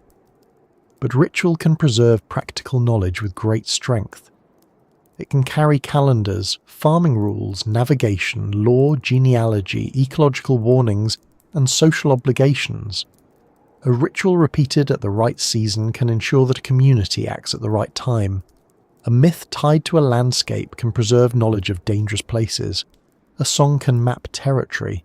A ceremonial count can track celestial cycles. Stonehenge may have used ritual not because its builders lacked science, but because ritual was how their science survived. If that science vanished, it may have vanished because the society around it changed. The later Neolithic and early Bronze Age saw shifts in burial practices, material culture, metal use, trade networks, and social organisation. New forms of status and identity emerged. Older communal monument traditions may have weakened. Stonehenge continued to matter, but perhaps not in the same way. A place can remain sacred after its original technical function is forgotten. People may continue to gather there because it is powerful, old, ancestral, or simply because people before them gathered there. Over time, the reason becomes layered with new meanings. The monument does not die in one moment. It becomes translated badly, then partially, then symbolically, until the original knowledge is like a voice heard through several closed doors. This process is not unique to Stonehenge. Around the world, ancient structures have been reused by later peoples who did not know exactly why they were first built. Tombs become temples become churches, forts become villages, sacred hills gather new legends, old stones are given new names. Humans dislike leaving powerful places meaningless, so we keep meaning them again. Stonehenge likely passed through many such layers. By the time written accounts tried to explain it, the original builders were already unimaginably distant. Later people saw giants, druids, kings, healing magic, astronomy, nationalism, tourism, and mystery. Each age placed its own reflection in the stones. The original science, if that is what it was, had long since become silence. And yet, silence is not nothing. Stonehenge's silence is structured. That is what keeps drawing people back. A random ruin does not invite the same intensity of interpretation. Stonehenge feels like a message because it has order. The trouble is that it is a message with most of the words removed. We can see that the sender cared about durability. We can see that effort was enormous. We can see that the system connected multiple kinds of knowledge. We can see that the stones were not chosen or placed casually. What we cannot see directly is the lived world that made these choices obvious. The idea of a final transmission should therefore be understood as a possibility about memory, not fantasy.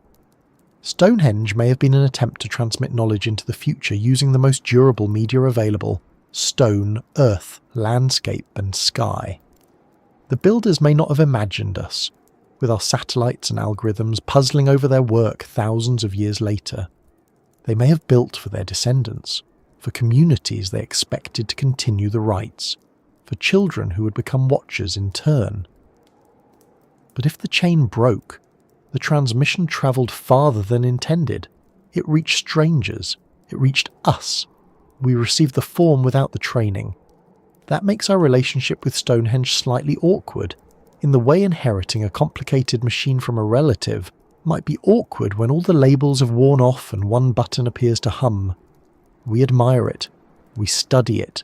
We make models. We argue. We build fences and visitor centres. We write articles and scripts and occasionally produce theories with more confidence than is healthy. But beneath all that, there is a humbler task: to admit that ancient people may have known things in ways we're only beginning to respect. To understand that advanced knowledge does not always leave metal, wires, or writing. Sometimes it leaves a pattern in the ground that makes sense only when the moon comes back after 18.5 years. This is perhaps the most important shift. Stonehenge may not be evidence of a lost civilization more advanced than ours in every way. It may be evidence of a civilization advanced in ways we are not. Advanced in patience, advanced in sky memory, advanced in communal observation, advanced in the use of sound and place to shape consciousness, advanced in building knowledge into landscape, advanced in making time visible without needing a screen to tell them the battery is low. That kind of advancement is easy to underestimate because it does not look like progress as we define it. But progress is not a single road. Human intelligence has taken many paths, and some of them may have led through Stonehenge. If we accept that possibility, then the monument becomes less of a puzzle to conquer and more of a teacher. It teaches caution, because not every pattern is proof. It teaches humility, because absence of writing is not absence of wisdom. It teaches patience, because the longest cycles reveal themselves slowly. It teaches attention, because sound, stone and horizon may all matter at once. And it teaches loss, because even the most carefully built systems can become unreadable when the living tradition fades. The last memory of a vanishing science may still be there in the arrangement, not as a single secret waiting to be decoded, but as a set of relationships waiting to be understood together. The moon's long path, the sun's yearly return, the ringing qualities of distant stones, the acoustic response of the circle, the geometry of the plane, the movement from water to stone, from timber to sarsen, from living settlement to ancestral monument. These are not separate curiosities. They may be the surviving organs of one body of knowledge, and as we approach the end of this quiet investigation, the question begins to change once more. We started by asking whether Stonehenge was more advanced than we thought. Then we asked how its holes, stones, sounds, and landscape may have worked together. Now we are left with something more personal, and perhaps more unsettling.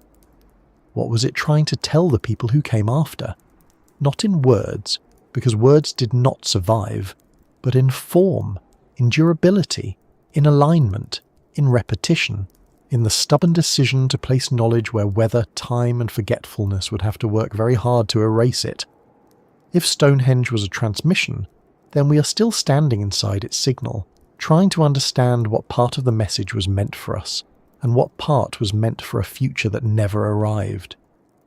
If Stonehenge was a transmission, then it was not a message in the way we usually imagine messages. It was not a letter sealed in a box. It was not a tablet covered in instructions. It was not a warning carved into stone saying, "Dear future people, please pay attention to the moon, the blue stones and the acoustics. Also do not lean on the lintels." It was slower than language and perhaps more durable. It was a message built from repeated relationships, a ring of holes, a ring of stones, a path to water, a line to the sun, a connection to whales, a space that changed sound, a landscape that held memory in roots, mounds and horizons. If it tried to tell us anything, it did so by making a pattern strong enough to survive the loss of the words that once explained it. That may be why Stonehenge is so difficult to interpret. We keep expecting it to answer like a document, but it behaves more like an instrument. A document can be read by someone sitting still. An instrument has to be played. Stonehenge may have needed people, seasons, sound, movement, moonlight, and memory to make sense. Without those, we're studying it in a paused state. The stones remain, but the action is missing. It is like finding a violin in a field and trying to understand music by measuring the wood. The measurements matter, the shape matters, the materials matter, but until someone draws the bow across the strings, the deepest purpose is only partly present. Stonehenge may have been like that. A monument whose meaning came alive only when used, and yet, even unused, it still tells us something. It tells us that the people who built it were not careless with time. They did not live only in the short present. They watched cycles that stretched beyond immediate need. If the Aubrey holes were connected to the moon's 18.6-year rhythm, then the monument preserved a kind of patience that is almost difficult for modern life to imagine. That cycle is longer than many jobs, longer than many friendships, longer than the life of most household appliances, and certainly longer than the average phone charger lasts before mysteriously vanishing behind a sofa. To track such a cycle is to think in generations. It means that knowledge belongs not only to individuals, but to a community stretched through time. The first lesson Stonehenge may be telling us is that some knowledge only becomes visible when people agree to wait together. That is a strange and valuable lesson. We live surrounded by fast answers. We ask questions and expect results immediately. We measure speed as intelligence. A slow response often feels like failure, unless it is a kettle, in which case we stand nearby and judge it personally. But the moon's long cycle cannot be rushed. The horizon will not update faster because we are impatient. Stonehenge reminds us that ancient observers were capable of a different tempo of understanding. They did not have our machines, but they may have had a discipline of attention we have partly lost. They watched the same sky from the same place for long enough to see patterns hidden inside ordinary nights. That is not primitive. That is difficult. It may also be telling us that knowledge was never meant to be separated from place. Modern knowledge often feels placeless. It lives in books, databases, servers, screens, and classrooms that can exist almost anywhere. That is useful, of course. It lets someone in London read about the moon, someone in Tokyo model an eclipse, and someone in a kitchen at midnight wonder whether Stonehenge was secretly a very large calendar with excellent branding. But ancient knowledge was often rooted. It belonged to a particular river, a particular ridge, a particular stone source, a particular horizon where the moon rose at just the right angle. Stonehenge may have preserved a knowledge that could not be moved without changing it. The place was part of the information. This is important because it changes how we think about intelligence. Intelligence does not always mean extracting knowledge from the world and storing it somewhere separate. Sometimes it means embedding knowledge more deeply into the world so that people encounter it through living. A route teaches by being walked. A horizon teaches by being watched. A stone teaches by standing where the sun or moon appears beside it. A resonant circle teaches by changing the sound of voices. In this sense, Stonehenge may be telling us that the Earth itself can be a memory system. Not in a mystical way that asks us to abandon evidence, but in a practical way. Humans can place meaning into land so carefully that the land continues to shape behaviour long after the original builders are gone. The blue stones carry a second message, one about value. If these stones were brought from Wales because of their source, their sound, their ancestry, their healing associations, or all of these together, then the builders were saying that meaning can be heavier than stone. They did not choose the easiest material. They chose the right material. That is a powerful distinction. The simplest explanation for a monument is often convenience, but Stonehenge is full of inconvenient choices: heavy stones, distant stones, careful shaping, repeated rebuilding, landscape-scale organisation. These choices suggest that the builders were not merely solving a construction problem, they were preserving relationships they considered essential. Between places, between communities, between the living and the dead, between sound and memory, between sky and earth. If the blue stones rang when struck, or if their source landscape was known for sounding stones, then Stonehenge may also be telling us to listen to materials, not only look at them. Modern people often treat matter as silent unless we make it useful. Stone is building material, wood is timber, metal is structure. But ancient people may have been more attentive to the different personalities of materials. Some stones ring, some absorb heat, some shine when wet, some come from places with stories, some are hard to shape but endure. The choice of material carries knowledge. A ringing stone is not just a rock, it is a rock with behaviour, it answers impact, it turns force into tone. To a culture sensitive to such qualities, that would matter. The acoustic possibility gives us another lesson, one that feels surprisingly close to us even now. Stonehenge may have understood that human beings are changed by environments, not just symbolically, but physically. A circle of stones can alter sound. Sound can alter attention. Attention can alter memory. Memory can alter belief. We are not detached minds floating above the world. We are bodies inside spaces. This is why a whisper in a cave feels different from a whisper in a bedroom. Why music can make us cry before we know which memory it touched. Why a quiet church can calm someone who does not even consider themselves religious. Why a crowd singing together can feel like one huge, breathing creature. Stonehenge may have used this. It may have been designed or refined to create an experience in which people felt the order they were being taught.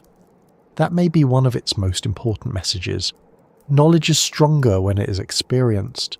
You can tell someone that the moon moves through a long cycle, or you can bring them to a place where their elders have counted it. where the stones frame it, where the sound gathers around them, where the community waits, and where the moon appears exactly where memory said it would. The second form of teaching is harder to forget. It enters the body. It becomes a story someone can carry. Stonehenge may have been trying to tell its own people, and perhaps accidentally us, that the deepest knowledge is not always explained. Sometimes it is staged so carefully that people understand by standing inside it.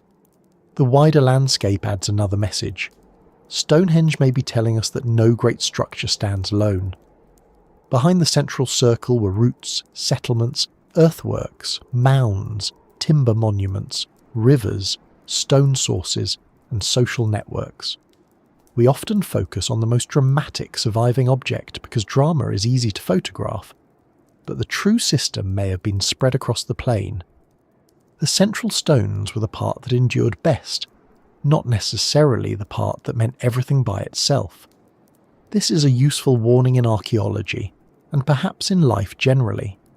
The most visible piece is not always the whole story. A person is not only their face, a city is not only its skyline, a culture is not only its monuments, and Stonehenge is not only the stones. If the landscape looked like a plan, then Stonehenge may be telling us that knowledge can be distributed.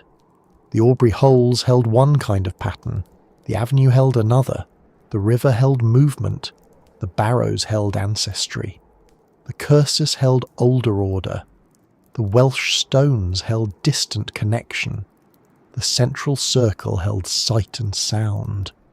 No single feature needed to carry the whole meaning. The system worked because the parts related. That may be why it survived so long physically, and why it became so hard to understand once the living tradition ended. Distributed knowledge is resilient while the network is active, but confusing after the connections break.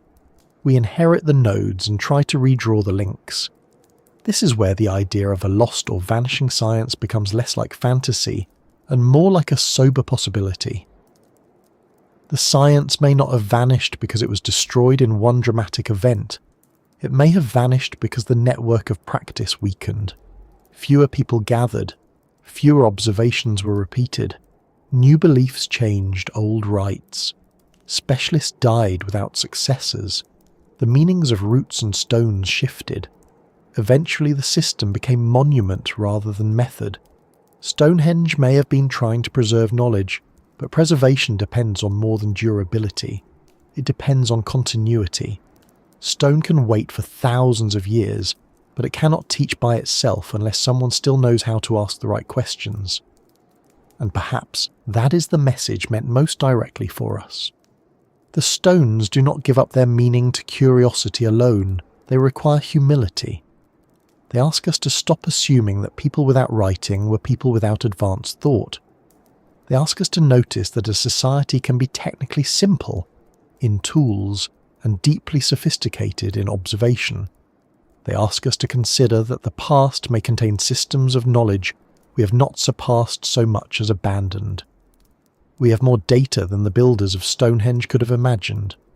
We have satellites, atomic clocks, laser scans, acoustic models, astronomical software, and now artificial intelligence. But they may have had something we struggle to maintain, a shared, embodied relationship with long time. There is no need to turn Stonehenge into something impossible in order to be amazed by it. It does not need aliens. It does not need levitation beams.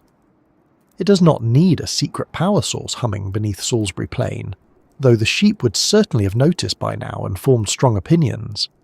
The human achievement is enough. In fact, making it non-human can accidentally diminish the very people whose work we are trying to understand. The more respectful wonder is not, how could primitive people have done this? But, what kind of human knowledge made this possible? That question opens doors. The first closes them. The answer may be that Stonehenge was trying to tell its own descendants how to remain aligned. Aligned with the sun's return, aligned with the moon's long movement, aligned with the ancestors, aligned with distant places and nearby rivers, aligned with sound, memory, and communal attention. Alignment here does not mean perfection. It means relationship. The monument may have been a tool for keeping society connected to patterns larger than daily life. In a world without written calendars, clocks, or digital reminders, the cost of losing those patterns could be serious. Seasons mattered, gatherings mattered, death rituals mattered, the authority of memory mattered. Stonehenge may have helped hold all of that together. If that is true, then the monument was not trying to tell us one secret. It was trying to maintain a way of being in the world. That way of being treated the sky as knowable, the landscape as meaningful, materials as active, sound as powerful, and time as something held collectively. It did not separate knowledge from reverence. It did not place science on one side and ceremony on the other. It understood, perhaps better than we do, that human beings remember through experience. To preserve the moon's cycle, build a ring. To preserve a place, move its stones. To preserve attention, shape sound. To preserve ancestry, mark the land. To preserve order, return at the proper time and do it again. And still, there is a sadness beneath all this. Because if Stonehenge was a transmission, it was only partly received. Something broke between the builders and us. We can decode pieces but not the whole. We can model the sound but not hear the original chant. We can calculate the moon but not know the names they gave its extremes. We can trace the avenue but not feel the exact emotion of walking it among people who knew every step. We can identify Welsh stone but not hear the stories told about the hills it came from. We can stand among the remains but not become the audience the monument expected. We are latecomers, listening to an old signal through weather, excavation, theory, and time. But being late does not mean being excluded. The stones still invite attention. The sky still moves. The moon still reaches its long standstill. Sound still changes in stone spaces. The plane still carries its marks. Artificial intelligence and modern archaeology may never restore the full ancient system, but they can help us ask better questions. They can make the monument less flat. They can remind us that the past was not a simple staircase leading inevitably to us, with everyone before us waiting patiently to be improved upon. Human history is more like a landscape of peaks, valleys, losses, recoveries, experiments, and forgotten paths. Stonehenge may be one of those peaks, not because it looks like our technology, but because it reveals a different height of human attention. So what may Stonehenge have been trying to tell us? Perhaps it says that knowledge must be cared for, not merely possessed. Perhaps it says that long cycles require long memory. Perhaps it says that the world is full of patterns, but only patient communities learn which ones matter. Perhaps it says that sound, stone, sky, and body were once parts of a single education. Perhaps it says that when a culture fears forgetting, it builds memory into the most durable things it knows. And perhaps, most gently of all, it says that the ancient world was not silent until we arrived to explain it. It was speaking in forms we're only slowly learning how to hear. And now, after wandering through holes in the chalk, moon paths, ringing stones, acoustic circles, geometric landscapes, and the possibility of a fading science held in stone, we return to the simple fact of the monument itself. Stonehenge stands, damaged, weathered, incomplete, surrounded by questions, and still quietly doing what it has done for thousands of years. It gathers attention, it slows the mind, it makes people look at the horizon, it makes us aware of time, not the time on a clock, but deep time, human time, moon time, the time it takes for knowledge to be born, carried, altered, and lost. So let me ask you again, softly, before we leave the plane for tonight, where are you listening from? Is it morning, evening, or some very small hour when the world feels quieter than usual? And if you could stand at Stonehenge for one moment in its long life, would you choose the day the first hole was dug, The night the moon reached its farthest rising, the moment a bluestone rang inside the circle, or the last ceremony before the meaning began to fade. It is a difficult choice, perhaps, but that is the nature of Stonehenge. It never gives only one answer. If this slow journey through ancient science, sound and sky brought you a little calm, or gave your thoughts somewhere gentle to wander, I would be very grateful if you liked the video and subscribed. It helps this quiet corner of curiosity reach others who enjoy mysteries that do not need to shout. And if the stones have kept you awake instead of sending you softly towards sleep, well, at least you have spent the time with the moon, the ancestors, and one of the most patient puzzles on Earth. The plane is quiet now. The fires are gone, the old voices have faded.